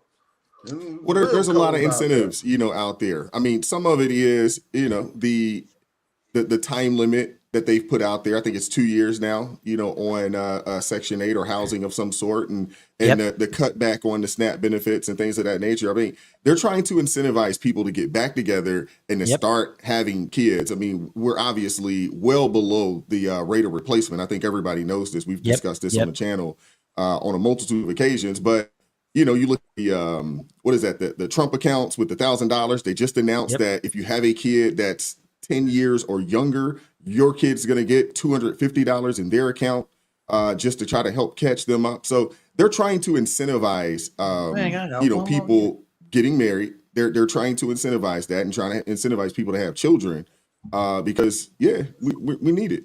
We need it. Celeste, I know you want to And get they in there should with do me. a tax credit for that too. I would assume. Well, I mean, we just had the largest, or the one of the highest tax cuts that we've had, in the history of the No, country. I was saying like for married couples. I would if like they to see did more something like incentives. that. Absolutely, more Yeah, incentives. like- Seriously, I would love to see that. Celeste. Yeah, I think what's kind of interesting about this, what's really while I appreciate Rolando's exuberance about the possible starvation of women being the catalyst for the freak train that he's been waiting for, I'm not Tacos necessarily and fornication. yes, for the taco fornication fest. I'm not exactly sure that it's going to work. Celeste, you ain't right, girl. You ain't right. I'm not exactly sure it's going to work because unfortunately, what's going to happen is, as you said, you've got these working class good men. Now let's go ahead and see what's actually behind that. That's somebody who's gotten themselves a skill, who's learned something and been able to perform it long enough and well enough that they've been able to create some stability on their job, which has allowed them to create some stability in their life. That guy is not going to be able to go down to the bus down facility BBLs on discount and pick up a woman, because all of the things that you've done and that you will need in someone to sustain that life, she is going to be somebody who will tear that apart. So that group, as wonderful, and I'm sorry to hurt your heart with this, but as wonderful as it and the plentifulness that they may be, I'm not sure that you're going to be able to bring them home and continue to build with them. Now, here's your problem. The problem is that the working class woman who's making $50,000, $60,000 a year, who might actually has also performed her job and has enough skill that she's been able to be there long enough to create stability in her life. The problem is getting her to want to go ahead and marry and join up and create a family and all of that with you. That's where the issue is. I don't think that you're going to be able to go ahead and get a bus down and that's going to make you too happy for too long. But I want to say this. I will come to the nuptials and I wish you well. Celeste, you had me just, oh man. You had me rolling. You got me on that one. I'll give you that. You got me good. Well, Wise, as much as we would all like for that to be true, what we just heard about, unfortunately, no. I was checking it right now with Grok. No, it's if you have BBLs, you still or any type of cosmetic, you still can get benefits. But here's the good thing about what the requirements are. They expanded work requirements. Well, able-bodied adults from 18 to 65. They have to at least work for 20 hours plus. And then they also made it to where it's no longer just federal. It's a state cost sharing mandate, meaning that states must cover 10 to 25% of those benefits. And the other thing that you guys were just touching on, it's the forced reapplication and fraud crackdown, which is making them having to reapply every quarter for SNAP's benefits. That's huge, because some of the people would, and I know some, I'm gonna be guilty. I know I've heard people, what they do is, they'll apply when they're out of work, and then they'll go back, and then whenever it's time, they get laid off, and it just, so now if it's every quarter, you can't kind of do that now. The other thing that I wanted to touch base on is that a lot of, how they were saying rumors that now you couldn't buy junk food with SNAP, or with that's state to state. Yeah, exactly. That's what I was gonna say. It's actually state to state. Different, like the state of Texas is basically all junk food's gone. No soda, nothing, no chips, nothing. But it's state to state, which is, hey, I'll take that as a win. I was gonna say, what y'all think about that? The snack thing.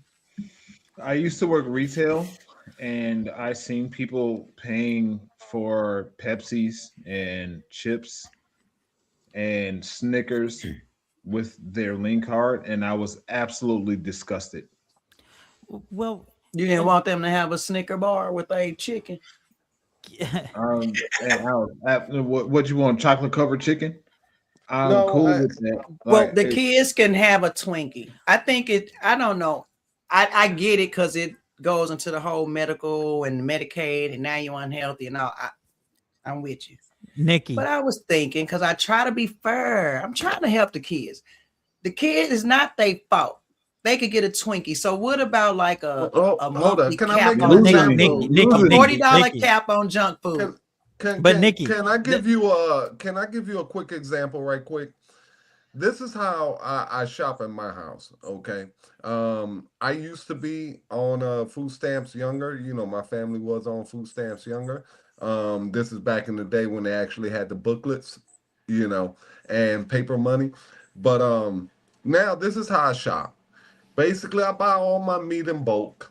Okay. I go down to the restaurant depot and I buy my meat in bulk, about 500-600, and then all I buy is fruits and vegetables. I don't buy candy. I don't buy sugary drinks. Every once in a while you see me drink a Sprite or you see me drink a Diet Coke or something like that. But outside of that, you can't find sugar in my house. All right. So if I can do it, they can do it as well. You know, there's no I'm reason. not saying it can't be done, it's but not, you don't like sweets. But do you it's not like from, sweets? No, it's not that. What I'm saying is the number one thing that needs to be taught, because kids are gonna get their sweets. All right. I used to pick up little side jobs so I could go to the corner store and buy my sweets.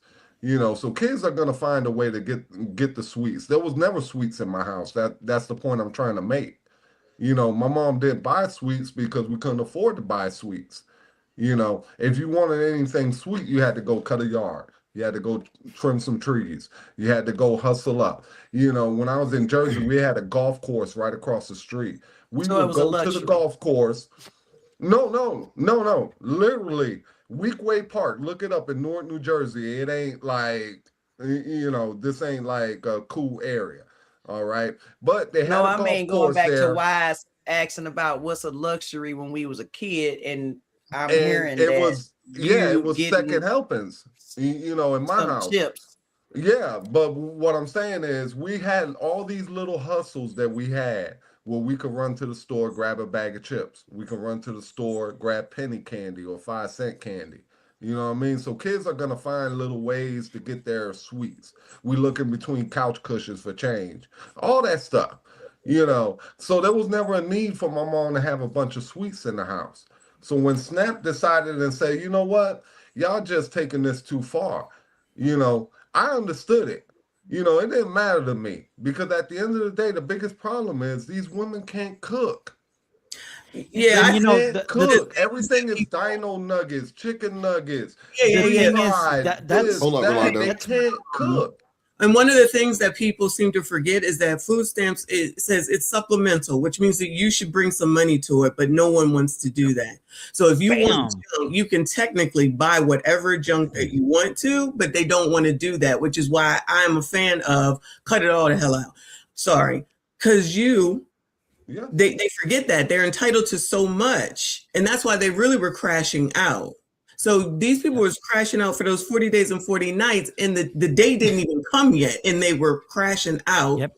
And if you watch TikTok, we'll scroll TikTok, and these people show what they buy. They're all, and it's crap. Yeah. It's even though it's not technically junk food, it's all crap. And then with us Black people, with our inherited issues with our health, this does not help any of that. And then as soon as somebody is sick, it's white people's fault. But it's like, but we're not taking accountability for what it is that we're putting in our bodies. And unfortunately, the SNAP people don't say this is how you should cook. They might give you a piece of paper, but they really don't tell you any of that. I'm not saying they don't want to. They don't want to tell you because that's consuming. to cook. That is, I mean, who's benefiting out of this? Because you got $30. I'm just playing. The food companies. Exactly, the food companies are benefiting out of this. That's why they were opposed to this. Why all these Democrats are opposed to this? Because let's take their voice to like Hillary Clinton. What'd she say? Follow the money. Follow the money. Who's making money out of this? They tricked us to think that, oh well, chips and this and that. If you notice, everybody that's in the food poverty area, right? They're eating all the unhealthy, and like Rolando says, these dino nuggets and all these chemical stuff, and it's all garbage. It's going to get you sick. And guess what? Now the government's saying, hey, we want to give you Obama health care where we take care of you. And it's just like, who's benefiting out of this?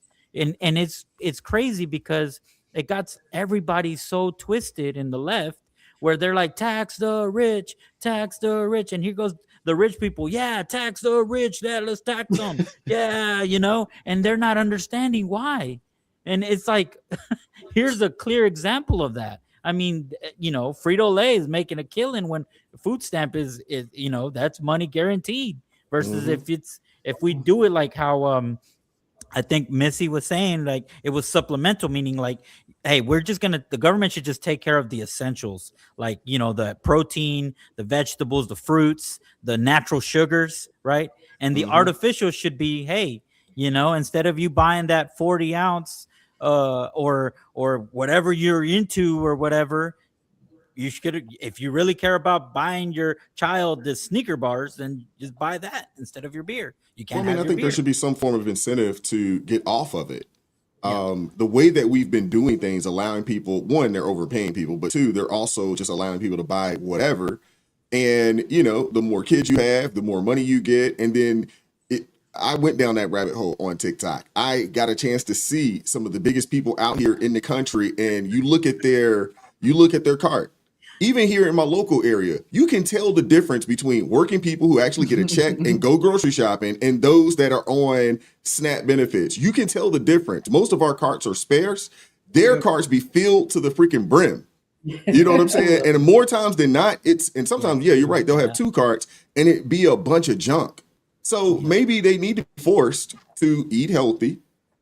Hey, meat, produce, things of that nature. You get some dairy products. I don't have a problem with that. And I mean, you got to think, all these people, I'm sure they drinking, they got their weed budget, so forth and so on. So if they can figure out how to buy all of that, you can figure out how to buy your kids, that little Debbie snack cake or Twinkie or whatever it is that you want to buy for them. You can figure that out as well.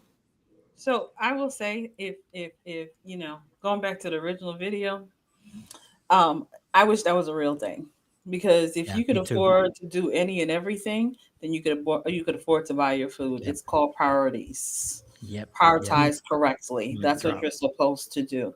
And what I've seen a lot of people do with these SNAP benefits is, as we all know, they're selling their SNAP card. They get what they want. They're selling the rest of their benefits so they can get what they need. That's why when the SNAP benefits turn back on, my boy John Paul King did a whole video of them at the hair store when quote unquote that 40 days was over. They were all lined up that day when they said SNAP benefits was back on. All them ladies was back at the hair store. Why are you at the hair store? I thought you were hungry. Exactly. You at the hair store? Make that make sense, because now they can sell their benefits. And as you pointed out so correctly, our carts will look real regular, real scant. They are out there buying lobster. Listen, they can get caviar. I'm not eating caviar. I'm sorry. They're eating caviar. It's not good. Yeah, like but I'm just saying, they eating caviar. They eating. Well, they definitely had a crab balls. They have their crab balls. And that is not cheap, man. They having all them things while we sitting down here like, okay, this month I'm gonna budget. I'm gonna get this and this. You know what? I think I can get a little extra. Maybe I can get. Can I get steak this month? Yeah, I'm gonna get steak this month. They sitting down here. Who wants 7 steaks? Let me get a couple of lobster tails, some crab.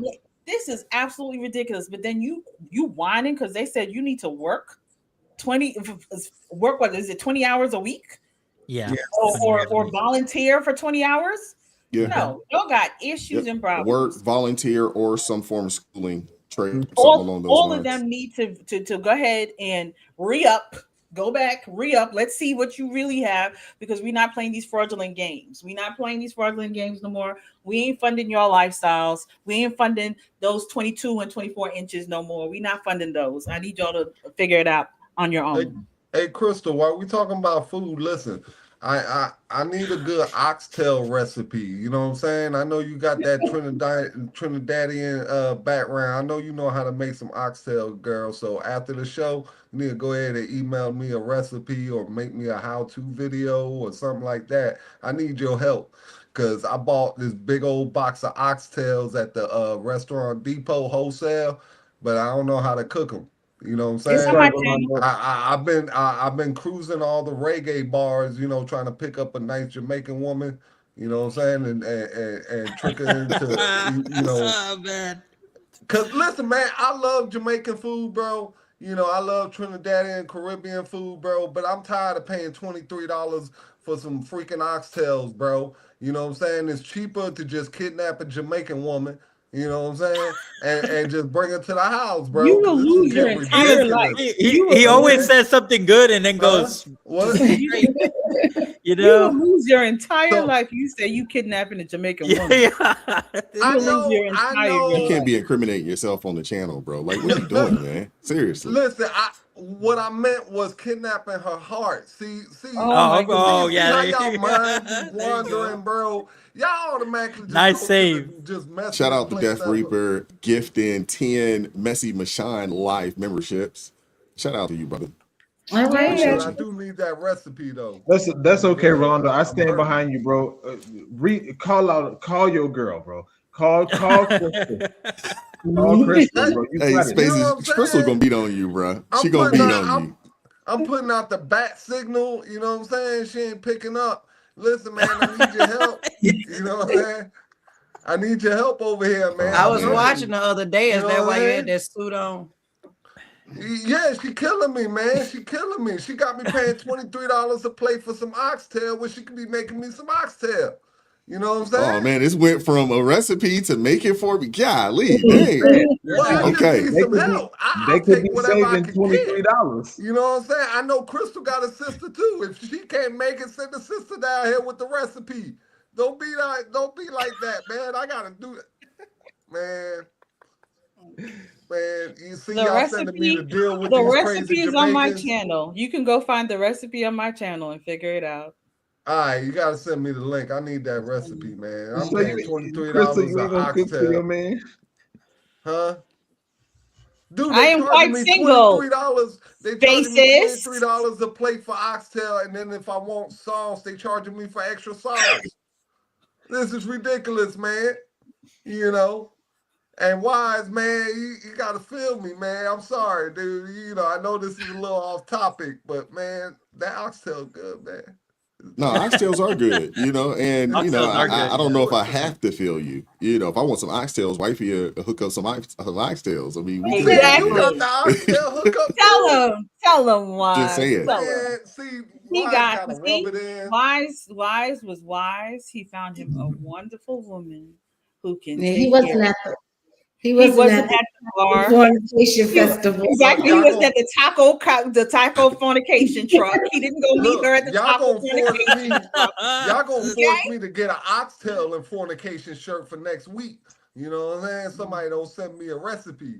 You know what I'm saying? And Wise, you my boy. So I expect you to be the first one to send a recipe, please. Wifey, if you I in can the chat, arrange please. that. I can arrange a recipe for please. you, bro. Somebody send me a recipe, a video, something.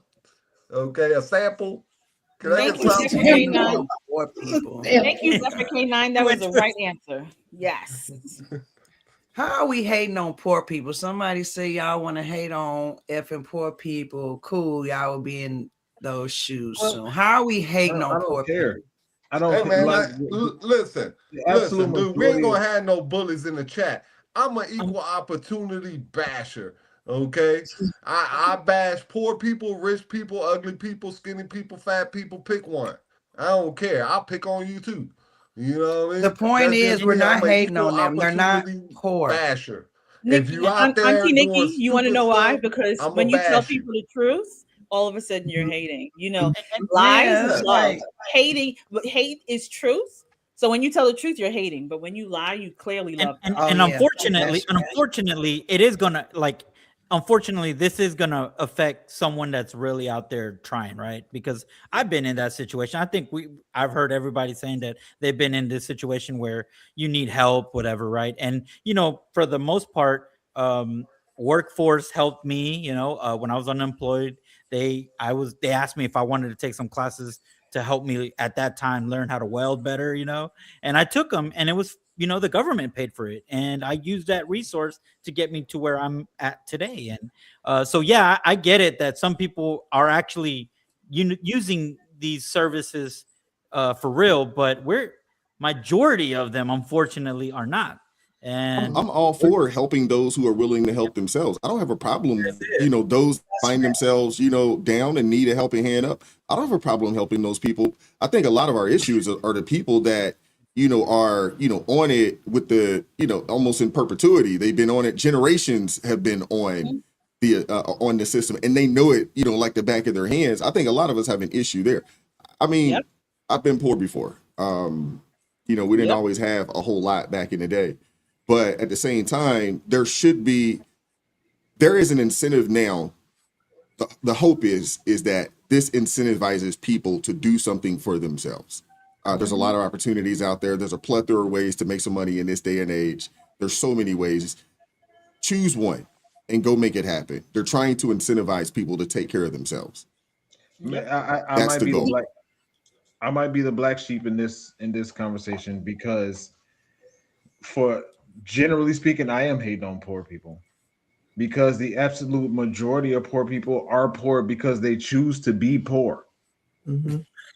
I don't want to hear it. I don't want to hear it. Put them on the spot. There's far too many opportunities for you to make the money that you need for you to progress in life, for you to not be poor.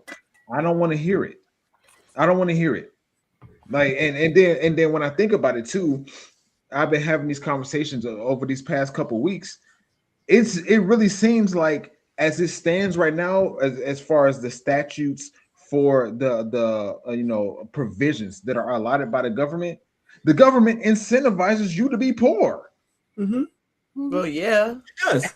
Absolutely. How else you gonna need Listen, them if you're not poor? I don't buy into this poor or rich argument, because in this world, dude, you're always going to have your people on top, and you're always going to have a guy that needs to push the broom.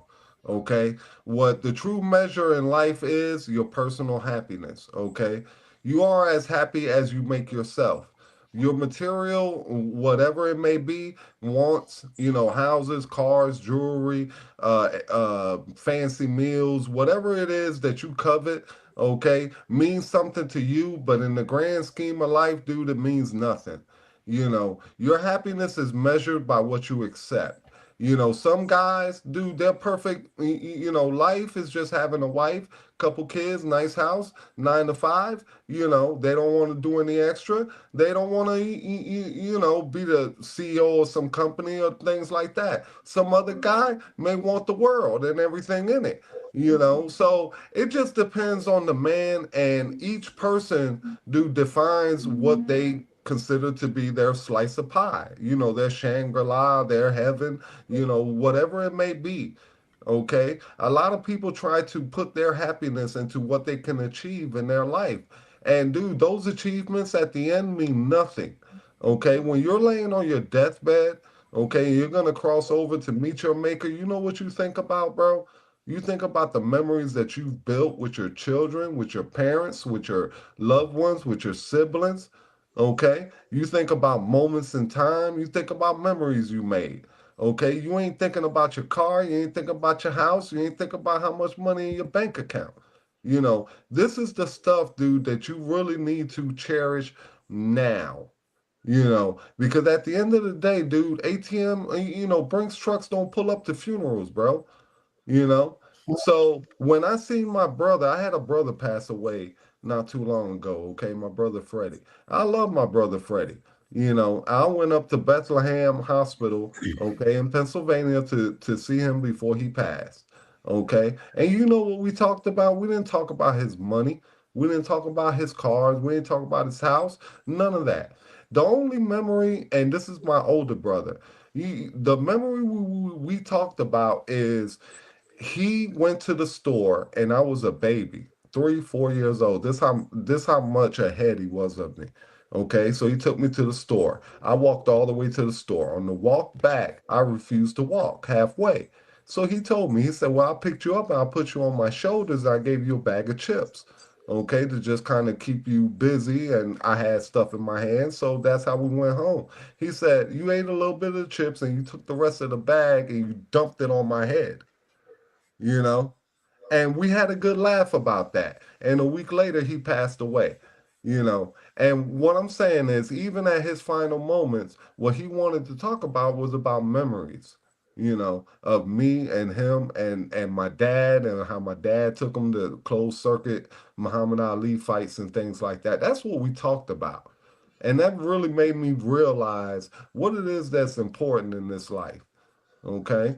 So, yes, try to have a comfortable life and achieve as much as you can. But just know when you get to the end, that doesn't matter, bro. The people around you and the people you've met and the people you love, that's who matters.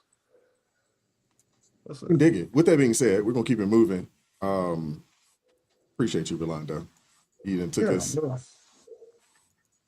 We're Well, gonna keep it sometimes moving. people need a little bit of reflection, and they need to know what's important. Okay.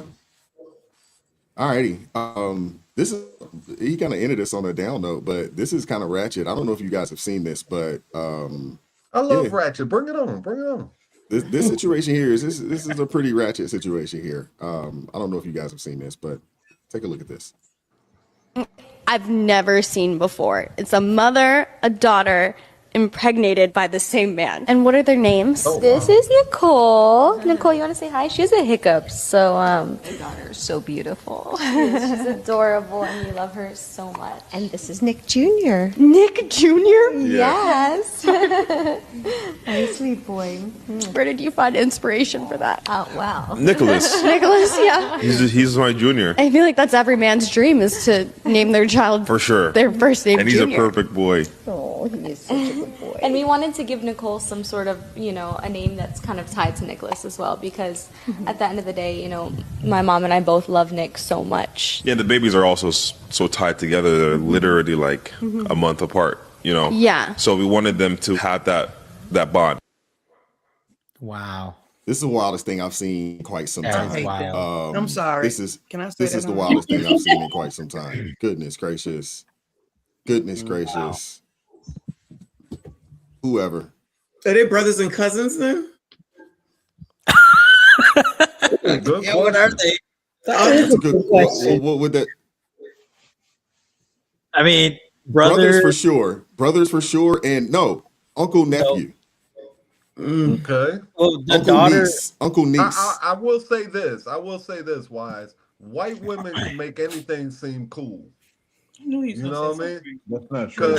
Because they were just sitting up there and how they were talking about it, man. I was like, oh my God. I may have to get me a pair.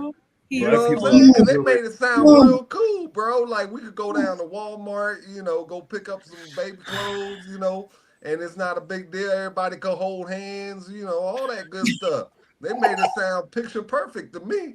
You know what I'm saying?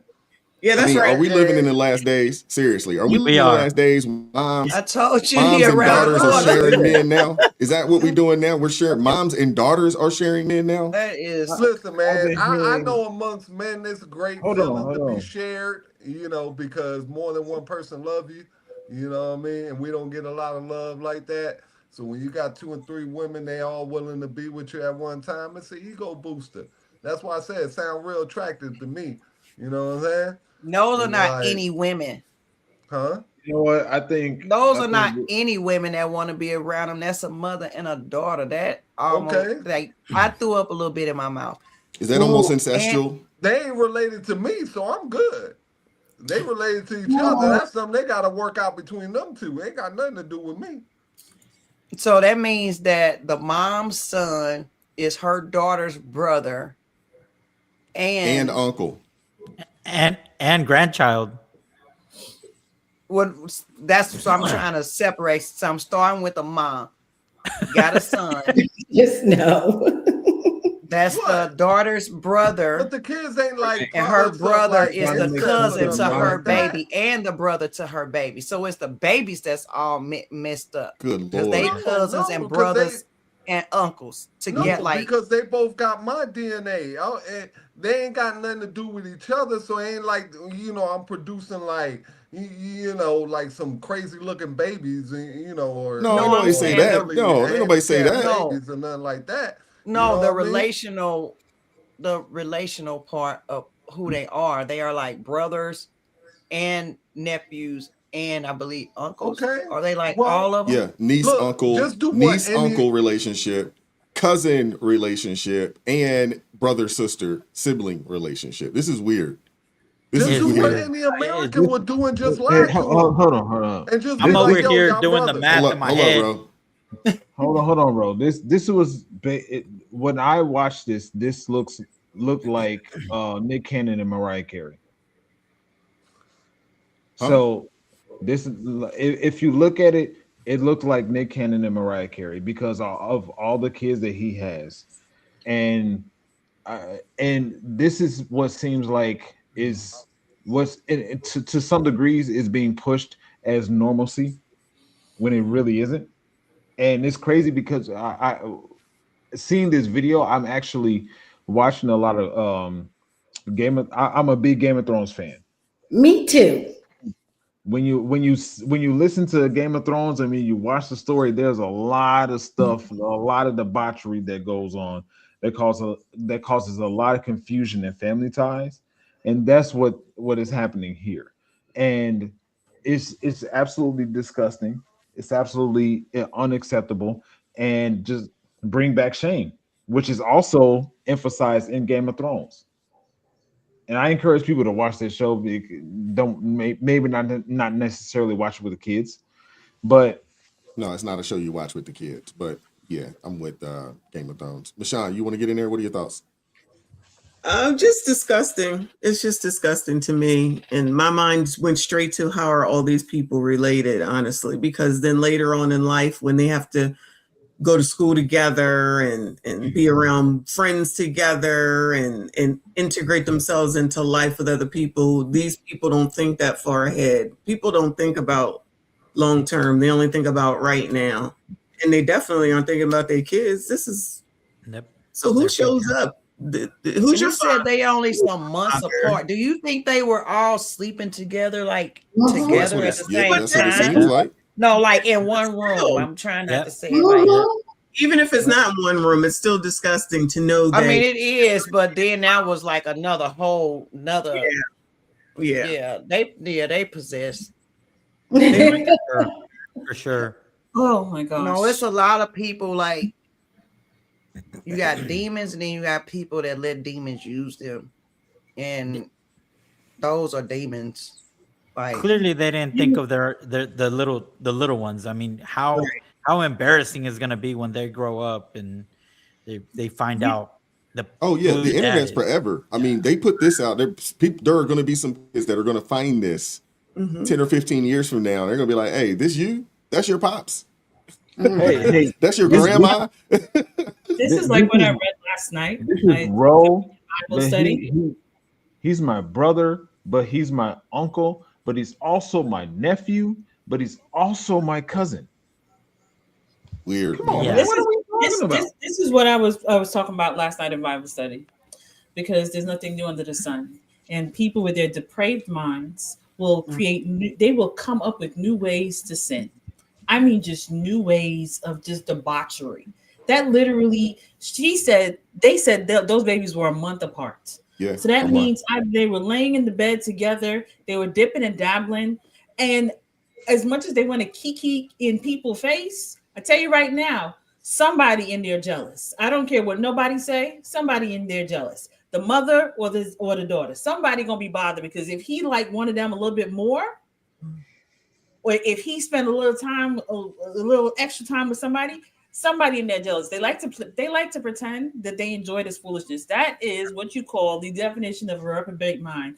Then people are sick, and then there'll be people that out there, Rolando, who think that This might work. No, it won't work. Everybody in the Bible who tried to have multiple wives, what happened? They ended up in problems. What you talking about? They all ended up in problems. Well, He's and gonna then, you know, end up and bringing. then- and then- He's gonna end up bringing another woman in there, or he's not gonna be with them, and it's gonna be And another then- woman. and then- Okay, and what's the as far as- likelihood that these two women become single parents? What's the likelihood of that? What's the Oh, percentage high. there? Very high.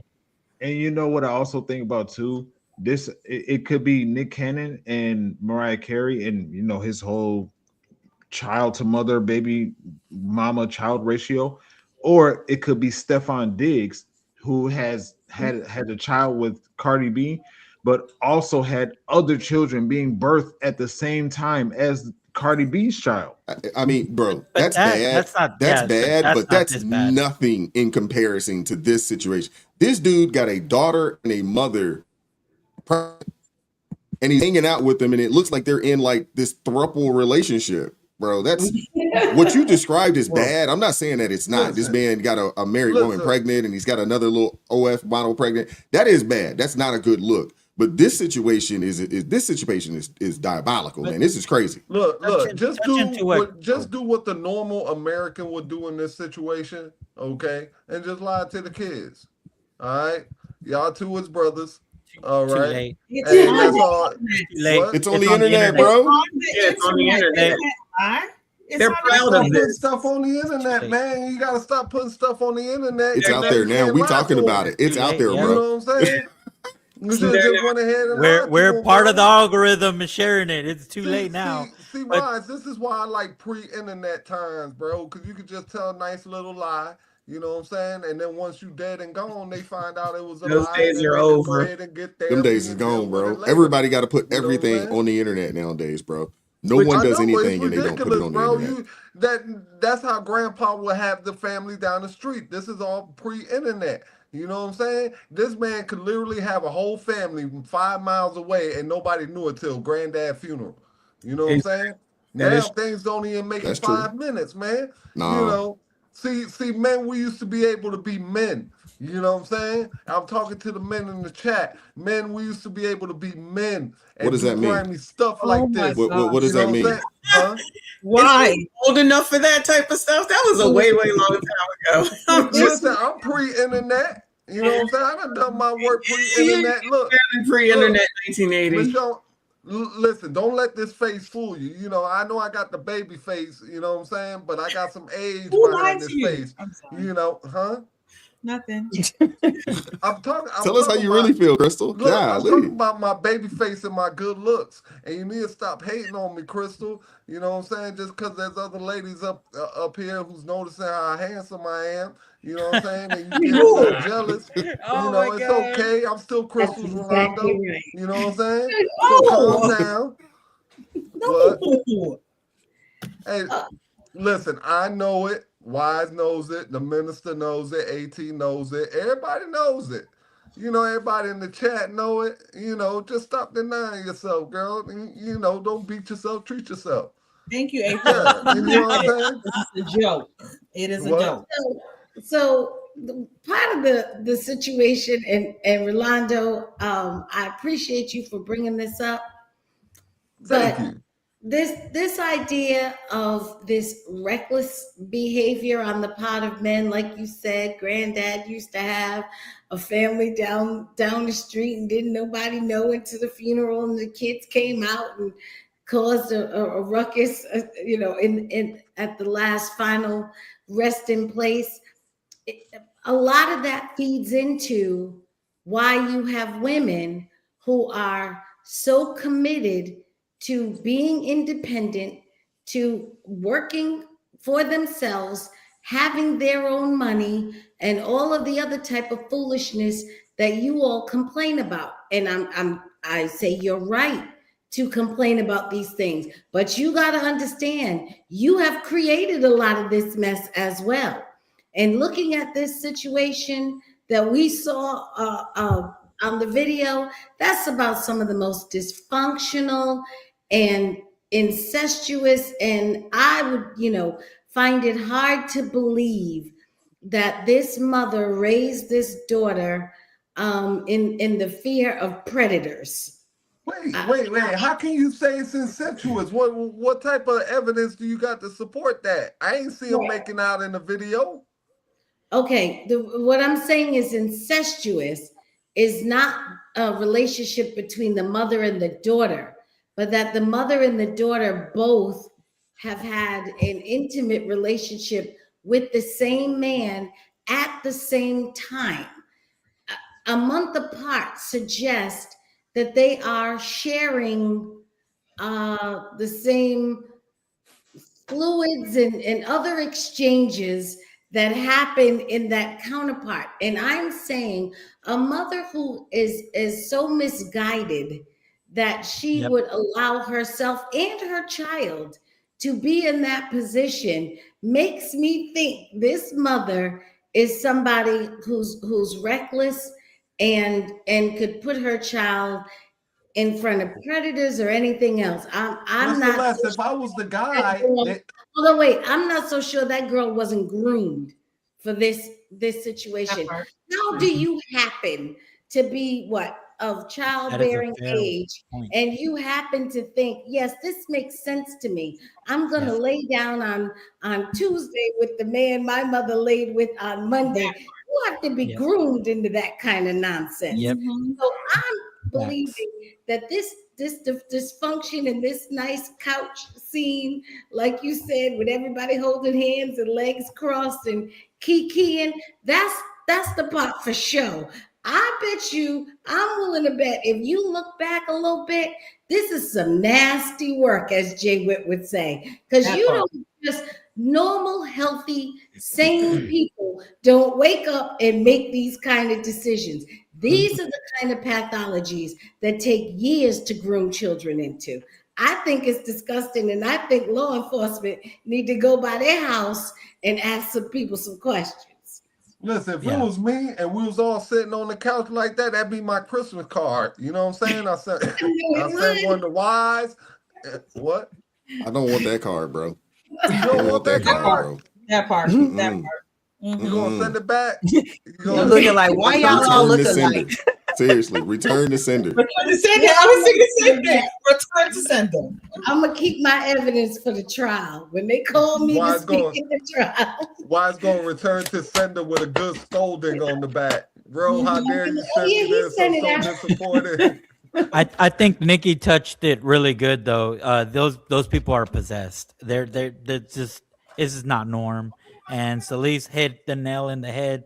That was grooming, because the mom, obviously, I don't know who dated who first, but if it clearly, if he was dating the daughter first, you know what I mean? Like, that's so messed up. That's like beyond distrust. And what Celeste said about one of them being jealous, in biblical times, fun fact, when Solomon and King David had multiple wives, they didn't live in the same household. He had palaces for each one because they couldn't get along, So again, I see the odds of them being single moms. Yeah, it's really pretty high. Plus 90%, plus 80%.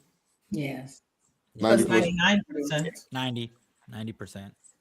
Now, I have a question about this. I wonder if this is where my mind goes with this conversation is the children's father to children's mother ratio. Think about the ratio, because in real life, more women have multiple baby fathers than men have multiple baby mothers. This is one man that has multiple different women pregnant, that has children with multiple different. Okay. I'm listening to you. I'm trying to get an understanding where you're going with this. Yeah, it looks like it might be. Why is they sticking up for you in the chat? I think the only sick thing is somebody said return the sinner. Yes, it's all bad though. It's all bad.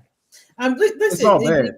On the whole scope of this entire thing is this is a mother and daughter. How is that how did we come to that conversation? I know. How did we get to this conversation? Well, does that kind of tie in with the whole poly and that, you know, that whole movement that is I happening? think Is that's that past poly. That's past. I was just say that seemed like that's a little bit. else. That's That's a whole way nother. out here. Because, sweetheart, this is mommy's boyfriend. Oh, you find him attractive too? Why don't we both share him? Or mom, meet David.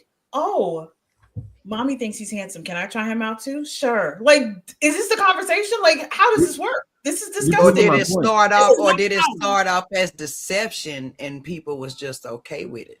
I mean, y'all saying that it was the young lady. Couldn't it have been mom, you know, got with the young man? If it's a real grooming situation. Sneak and get caught sleeping, but they don't want to let them go. Just gonna make it work. Yep. That could be a thing. I don't know. I don't know how you get to this place. You're all proving the point that I was trying to make. In reality today, more women have different men that they're sleeping with than men have different women they're sleeping with. Sexual debauchery is the I don't know about that space. Listen, man, look it up. Look it up. So you're saying that the women are worse than the men? Wait. Look it up.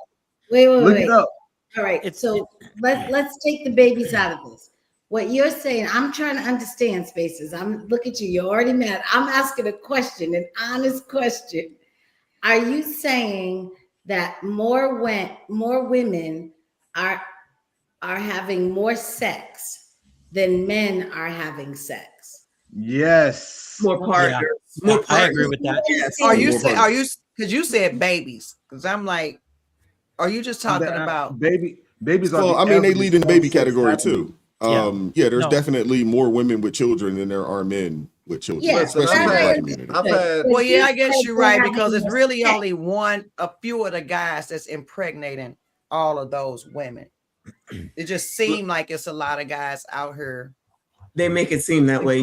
Yes. You're right, but it's really only a certain set of guys that's getting a lot of women. I mean, when you think about the Black community, most Black men don't have children. Majority, you know, when you think of over 50% of Black men don't have any children at all. But about 10% of you are having all the children with all the women. Well, 10%. The women are trying to, to be with that 10% of men. Wise, are you saying that they know of? You mean? No. This is just the data. The data says that most men, over 50% of men, don't have children. Not even that they know of. That they just in general. There are men that have children. They have no idea that they have children. Yeah, but that's a small percentage. Come on, man. That's a small percentage. Reflection of the but listen, woman? I'm not big on judging people, because at the end of the day, everybody does their fair amount of dirt, that kind of stuff. And I'm not the type to point fingers, but I will say this. I have slept with women, several women in the same family. You know what I mean? And it does happen. What does that got to do with it? No, I'm just trying to let you know that it does happen. He's proving my point. And women will know, hey, he's sleeping with my aunt, or something like that. And maybe the aunt told her, hey, Ro blew my back out. You know what I mean? He's Superman in the bedroom. Bugging, bro. But Spaces is correct. Spaces is absolutely correct. Yeah, because women control the sex, and the way you can confirm that, me growing up, right? Exactly. Going to adult shops, what do you see is the most product that they sell there? Selling to women. Women product. They don't have all those accessories because they're not selling it, right? So what does that tell you? The women have a higher sex drive than us guys. That's not true. Yeah, I'm That's not what serious. If you go, I if would you think. I hold would. on, if I you would go, think hold that on. would if mean no, that no, Ain't a woman on earth because don't got have if you guys go, to if have you go bigger sex to, sex with. drive than me. if You you are go so to, I off don't the hold on, agree with topic. that at The all. topic if is how sick and hold on, twisted these people I know. I are. don't know where y'all going with this. All I right. have no idea why well, I was gonna tie it in, where they I going. want to go but down Nick Robert's was Maybe saying, we I went don't way know, man. somewhere Why else, and we ain't Robert's talking about losing the it. fact that a mama and a daughter are smashing the same man and Hold up. mixing juices. Hold on. I I gotta think that's the issue here. I gotta Well, bring no. Robert So back what's into happening reality. is this. Roberto, ven yeah. para atrás, bro. Tú estás perdido. Me Oh my oíste? gosh. No, you are lost, bro. You need to come on back. No, Because no, ain't no, no no. woman on planet Earth got a bigger sex drive than me. So No, right. So, it wait. ain't happening, bro. Oh my God. So No, wait. What's that ain't happening happening. is. All right. So we're getting. This is the thing. The actual drive for sex, which is a physiological response. Women do not have anywhere near the same sex drive as men. But what is happening is a small pool of men are having lots of sex with the majority of women who are having sex. So if there's, let's say 30% of women are having sex, there's maybe 10 or 15% of men that are having sex with all of the women who are willing to have sex.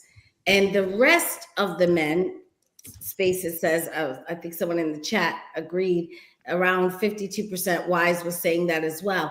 They're not in that pool, which is really what's creating a lot of the angst around dating and marriage at the moment. Is there are a lot of great guys who are not getting access to the women who are willing, who are willing to have sex, particularly those women who are willing to have sex before marriage. They're not getting access to them, but it's not because their drive is great. It's not because their drive is greater. It's because all of these women like the same 10% of men, and they're all willing to have sex with that same 10 to 15% of men. Agree. Agree. Alrighty. Let's keep it moving, man. Last topic. I don't even know where I want to go. Well, before you want to go, I do have to hop off. Okay. But I do want to say thank you so much, Brother Wise, for having me on. It was good meeting everybody. Thank you, chat. Just another brown girl in America. Yeah, appreciate you, Nikki. I see you, Spacey. Good night. Bye-bye. Bye. Thanks. See you tomorrow. Yep. She gonna dream about Uncle Ro.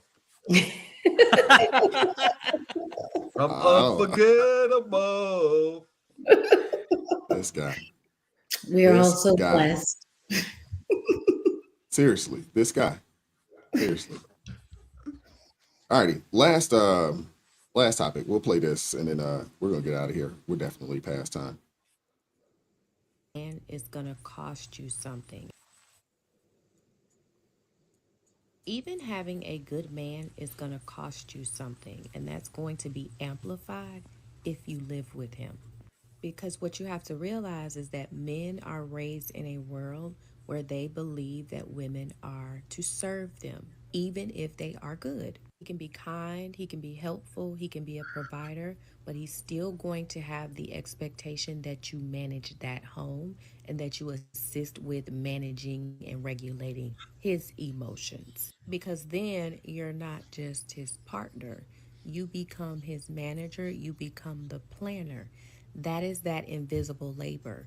That is that emotional labor, that physical labor, that financial labor, that spiritual labor that oftentimes you don't even realize you're putting into living in this household with this man. This isn't about hating men. This is about how a woman's peace grows differently when her home answers only to her. A man-free home is not anti-love.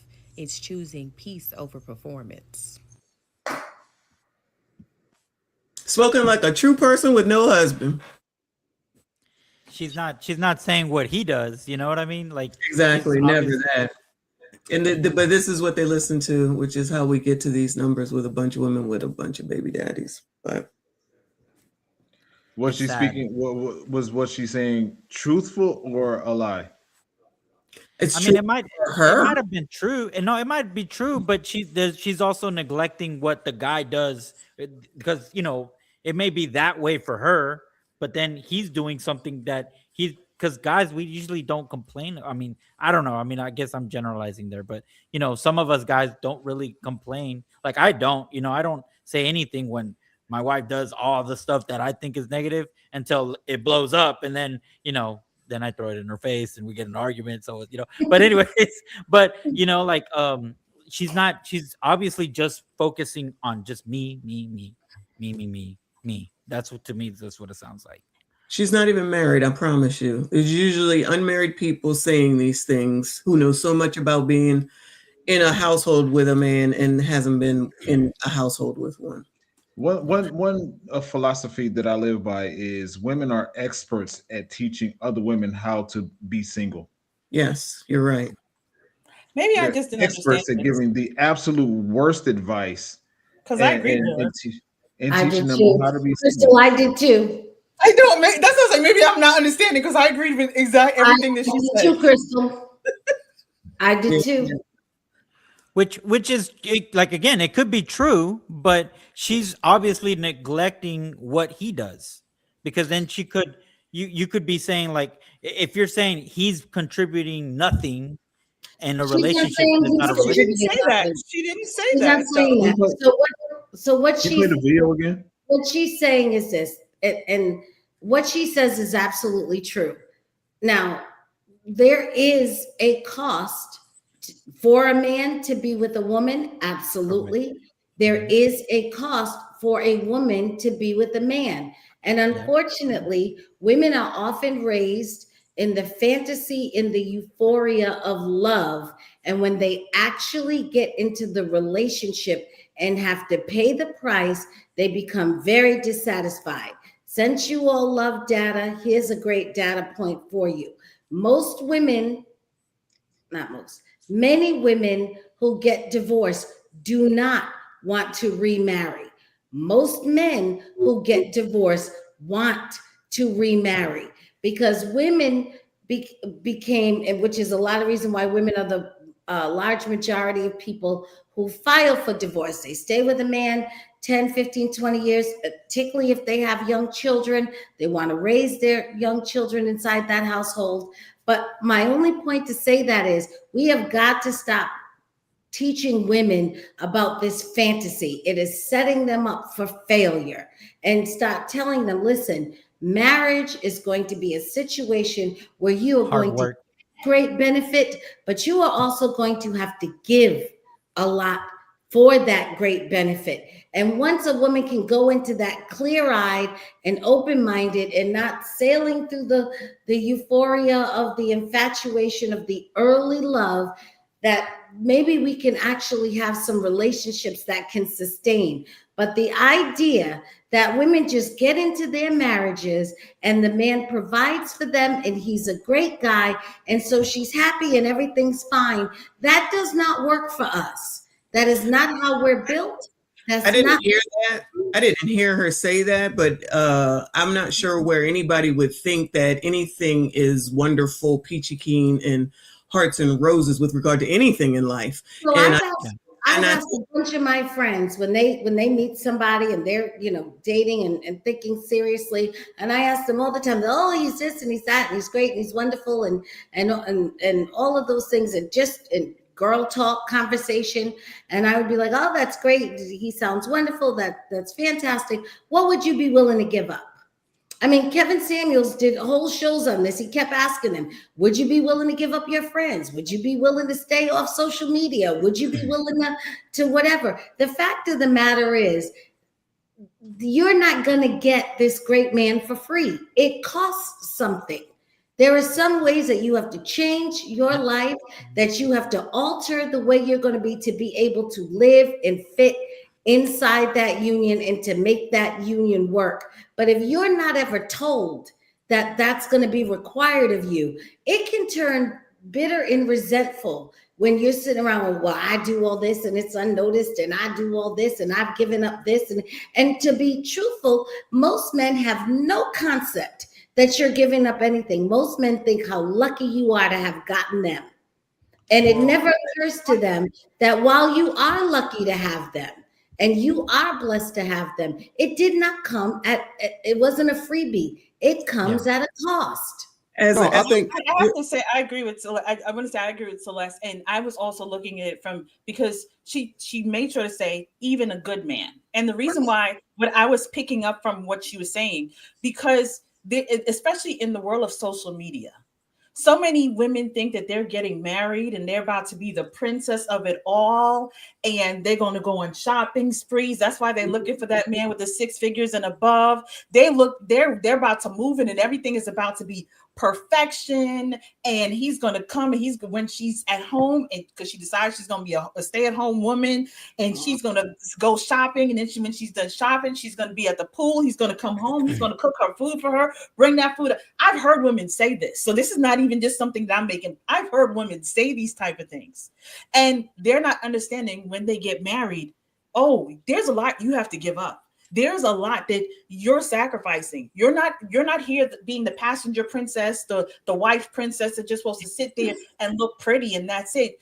There are things that you're going to have to sacrifice. You are his partner. You are his helpmate. There are things that you're going to have to do. Now, when you are off by yourself and then you're in your singledom and you have nobody to answer to. Do you know any women that I know that are married that are friends that they complain like he wants to know where I'm going? Why is that his business? Is that not your husband? What do you mean? That's your husband. You're supposed to tell him where you're going.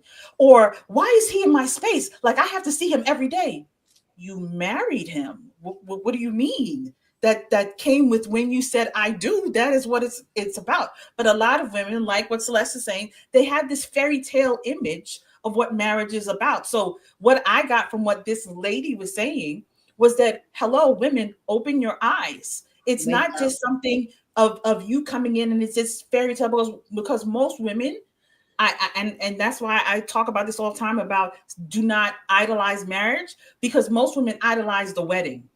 They're not thinking about the marriage. They idolize the wedding. They're thinking about their dress, what's going to happen and all that other stuff.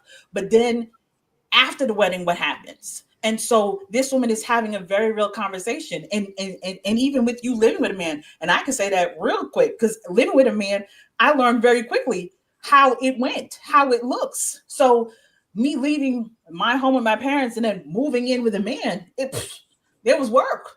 It wasn't Crystal, now you are living life and it's all grand. So I'm just saying that was what I know y'all heard something different. But what I heard was this woman giving a clear warning to all those women who think they're about to be a princess in a fairy tale, about to be taken care of. This man is about to do all this stuff. And it doesn't matter if he's a good man or whatever. You still going to have to sacrifice because marriage is work. Living with a man is still work. That is what I got. Before you go, Rolando, I want to give Michelle an opportunity. I think everything is work. So if you change from one job to another job, it's going to be work and you're going to have to adjust. If there are grown women adults who think that Disney is life, then they need some mental health help. And I've said that plenty of times because at some point in life, we have to grow up. We're not 14, 15, and 16. And when you're going to share your life with someone, then you need to know that you can't be the person that you were before, and you're going to have to make adjustments. Maybe the words that are being used are what makes it sound negative to me. I got to sacrifice. And just like when women say stuff like, I feel like I'm going to be a slave. That's an insult to say that you're going to be a slave because you're going to marry someone. It's an insult to the word slavery and everything about slavery, but it's also an insult because that's just a dumb thing to say, to equate that to that. Then it sounds like you shouldn't be someone who should be getting married.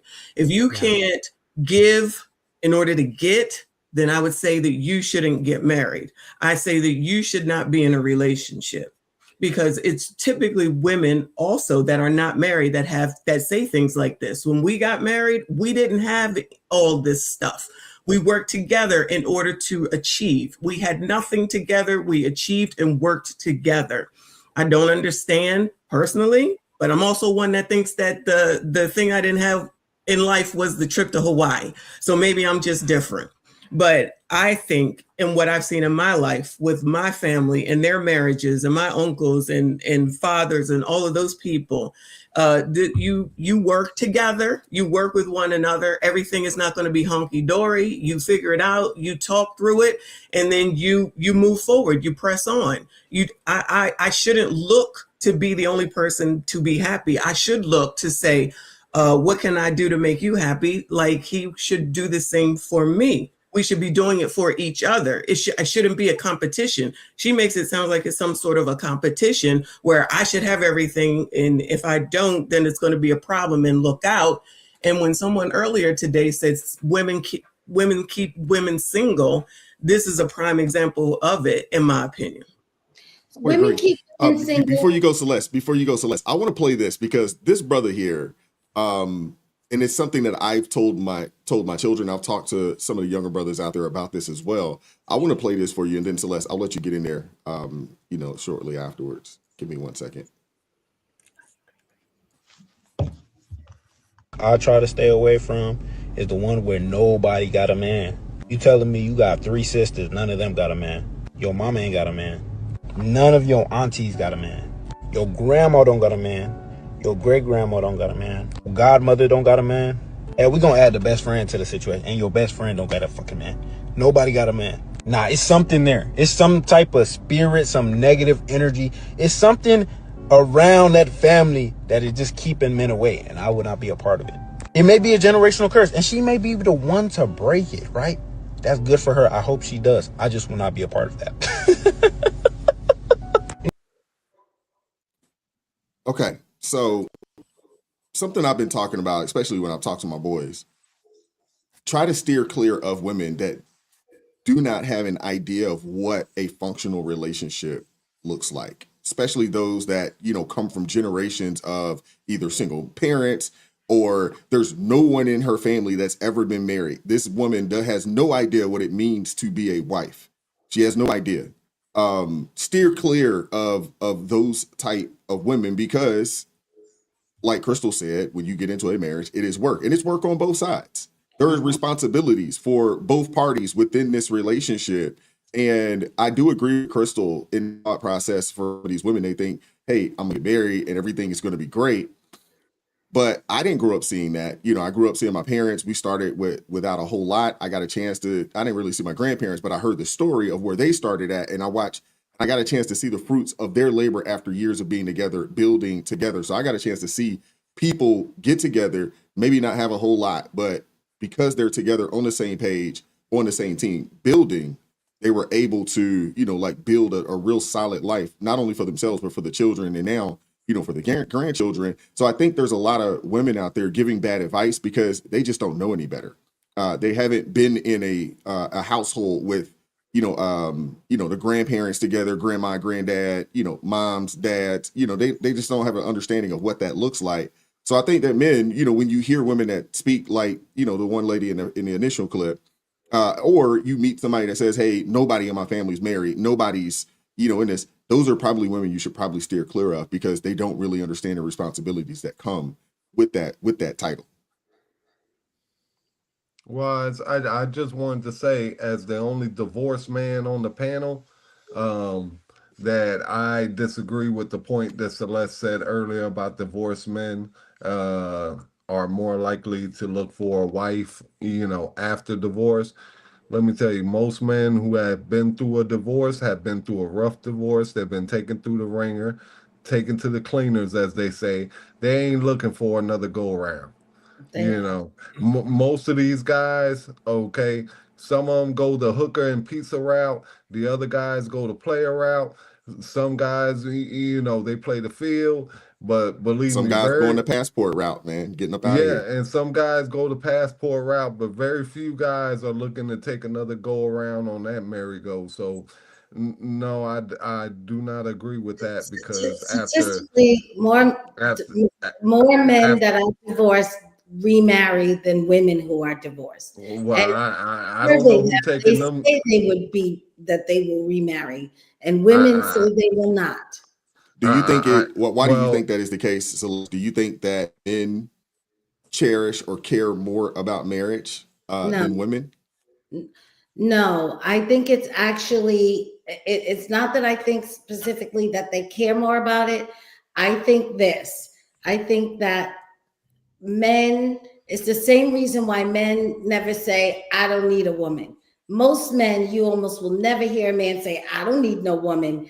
Men fundamentally understand, and specifically because of their sex drive, that they do not want to spend the rest of their life without access to a woman for Facts. sex No, you're right and about that. other reasons.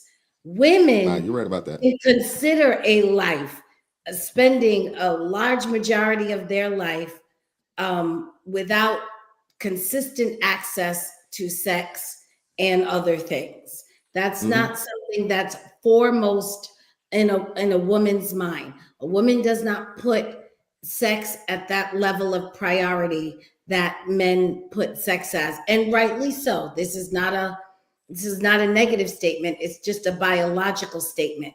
Most men have an understanding that they do not want to spend a significant amount of time without consistent access to sex. At least that is something that they strive for. That is not Absolutely. something that women wake up in the morning or necessarily strive for. It's kind of an afterthought for us in that respect. So I think that's what drives men more so than women to say, even in a bad circumstance, I still will see if I can put myself in a situation where I can have that.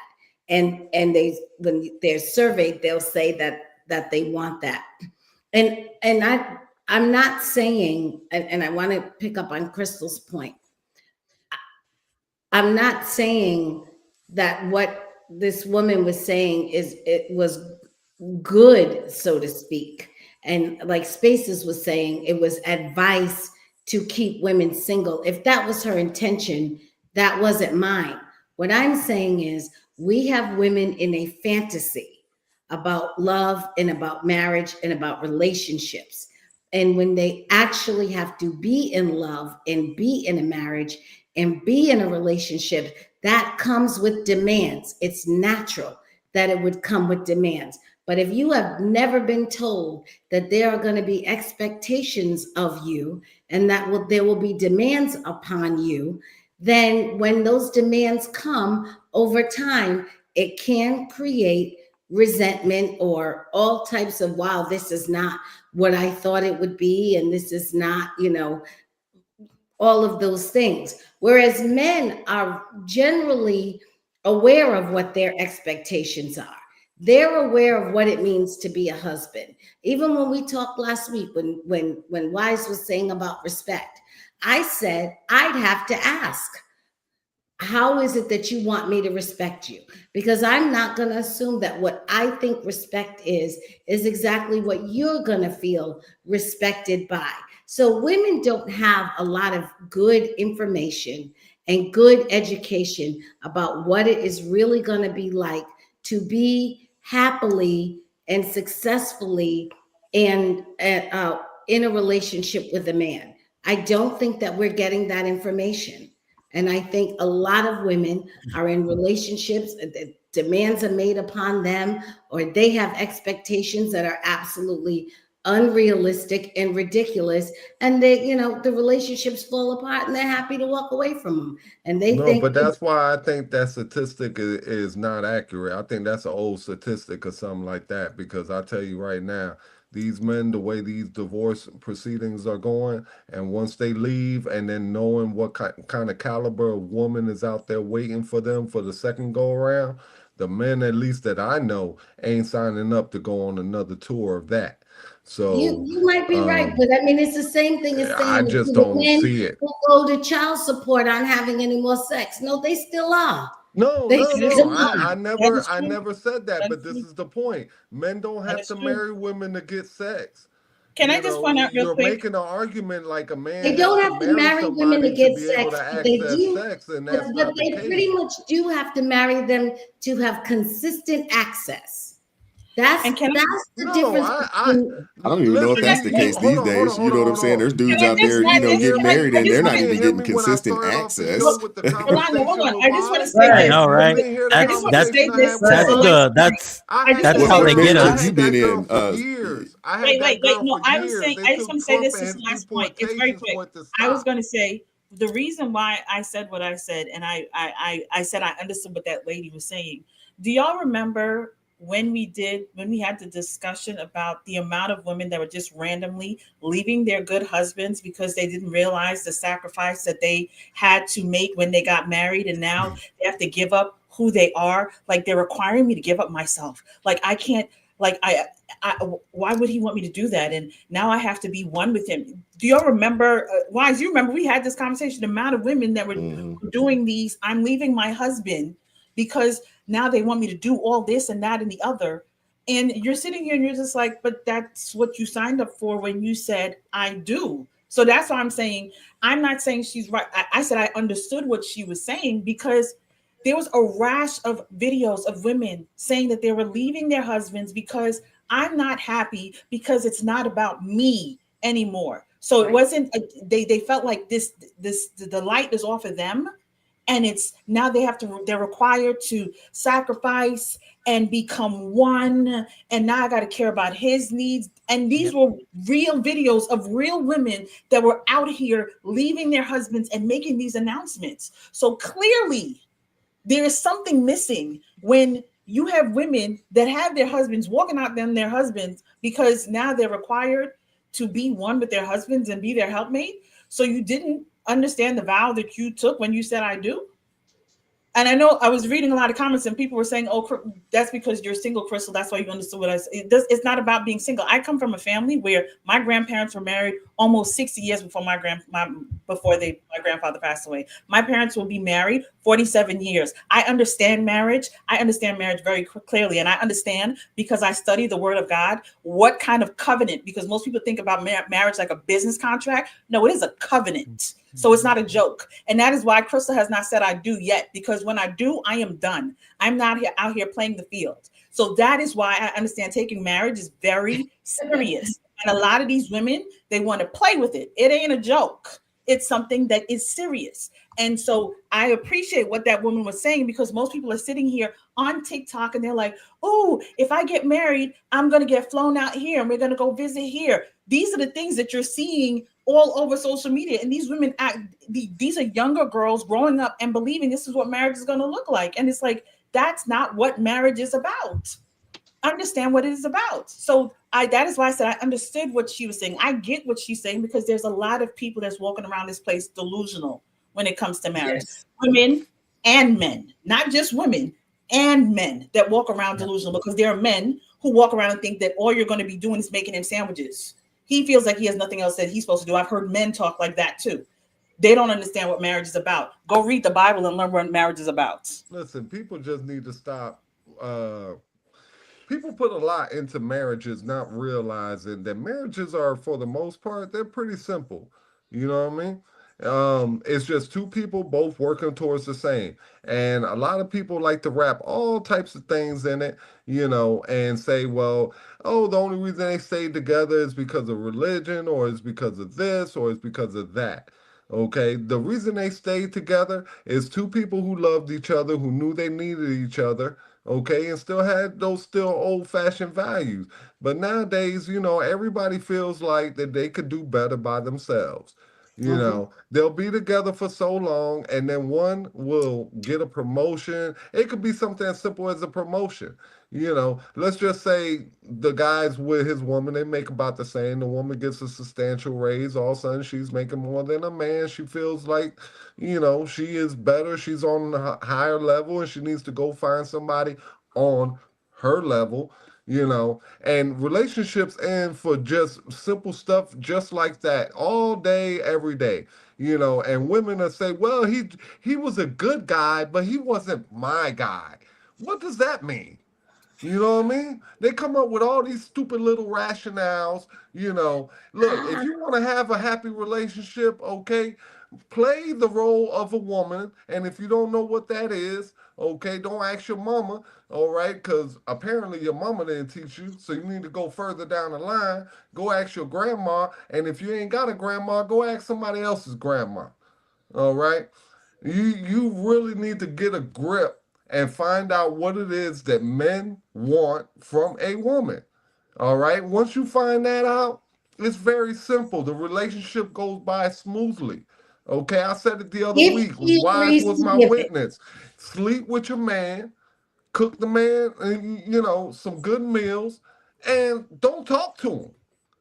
You know, like your That's man exactly right. ain't your everything. He ain't your spirit animal. He ain't all these little nice little names you like to give him.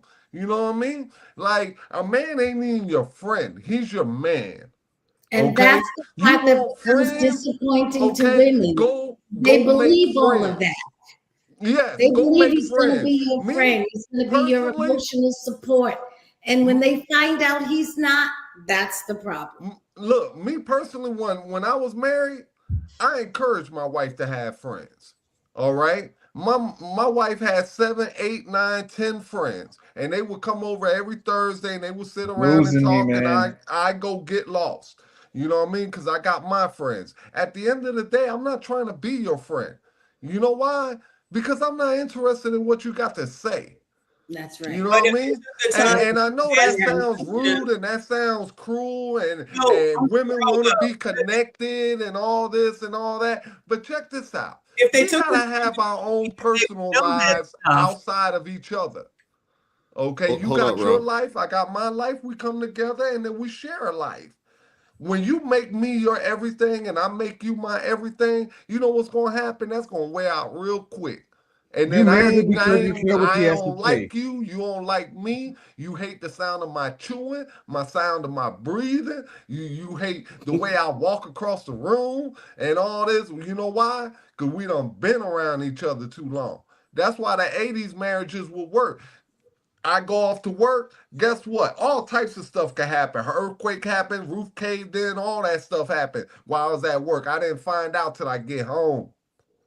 But nowadays, I got my Okay. cell phone. I get a text every 10 minutes from you, smiley face, this, that, Facebook post, Instagram post. You didn't like my picture. Come on, man. It's just too much. People get tired of each other. Like, go get lost with your friends, man. Go eat a $20 salad or something. Leave me alone. Miss Shine, get in there. I know you wanted to. I was just saying, if a woman got to know the man, they would know that from the beginning, to know the things that you're saying. But I don't think that people take the time to get to know each other, which is a part of the problem as well. In addition to this Disney fantasy is what people call it, which I hate, but that is what it is. Which is why I say, you know, you got to grow up from the age of 14 or 15. If everyone can go to college and get educated and everyone can figure out how to get on the other side of the world and figure out how to do all these things, they most certainly can figure out how to communicate with someone and work through things and be together or not. It's just as simple as that, in my opinion. I would agree with that. And with that being said, I want to get out of here, y'all. I'm sorry. You guys all good. I kept y'all on a lot longer than expected, but I'm tired. I gotta get up early. So we gotta do this again. But appreciate you guys pulling up, man. Thank you guys very much. Thank you. You know, thank you guys for hitting the like button. Everybody that supported the channel financially this evening. Thank you guys very much. We're gonna get out of here. You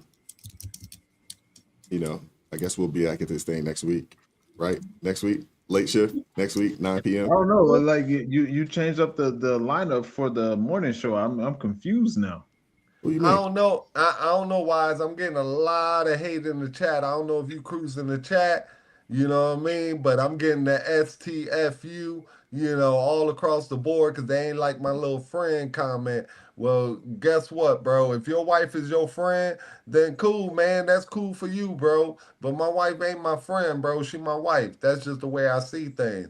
So, I you know, understand that. I we all disagree. I mean, have my our wife's my home. opinions, My bro. wife, that's You the can homie. disagree. You know, so I guess I'm one of those. You know, in that, you know, my wife But and I, we were I tell friends you for a what, while before we actually, you know, kind of took that step. So, you know, we cool. Take a look down in that chat, man. They done lost all Christianity up in there. So I ain't trying to hear none of that wrong religious. You know, as soon as you say something they don't like, here go the abbreviations. Okay, God know what those abbreviations mean. So y'all need to chill out. All right, because God watching. All right, get your Christianity back. It's just a show, bro. Calm down. And that just answers all questions. There could never be a Crystal and Rolando because my husband will be my best friend. With that being said, we're going to get out of here, man. Thank you guys so much for pulling up today. Thank you guys. Hopefully it was the first for some of you guys. What Won't if be he the changes, last. I hope. Crystal? Come hang out with us. Hang out with us. Rolando, he's going to be better. He'll be better the next time. I'm going to talk to him offline. You know, give him a little spanking. He'll be all right. Well, we appreciate you guys. Thank you, Mashawn. Appreciate you pulling up today. You know, thank you, Robert. Appreciate you pulling up as well. Celeste, Crystal, thank you guys. We're gonna get out of here, man. Hey, we'll see y'all in the morning. 9:30 a.m. Eastern Standard Time for ARP in the morning, man. Y'all take care, man. God bless y'all, gang. Peace. God bless. Bye. It's the late shift crew. You already know. Handling this, stacking chips, money flow. It is what it is. Don't play with me. I'm on time, but it's the late shift.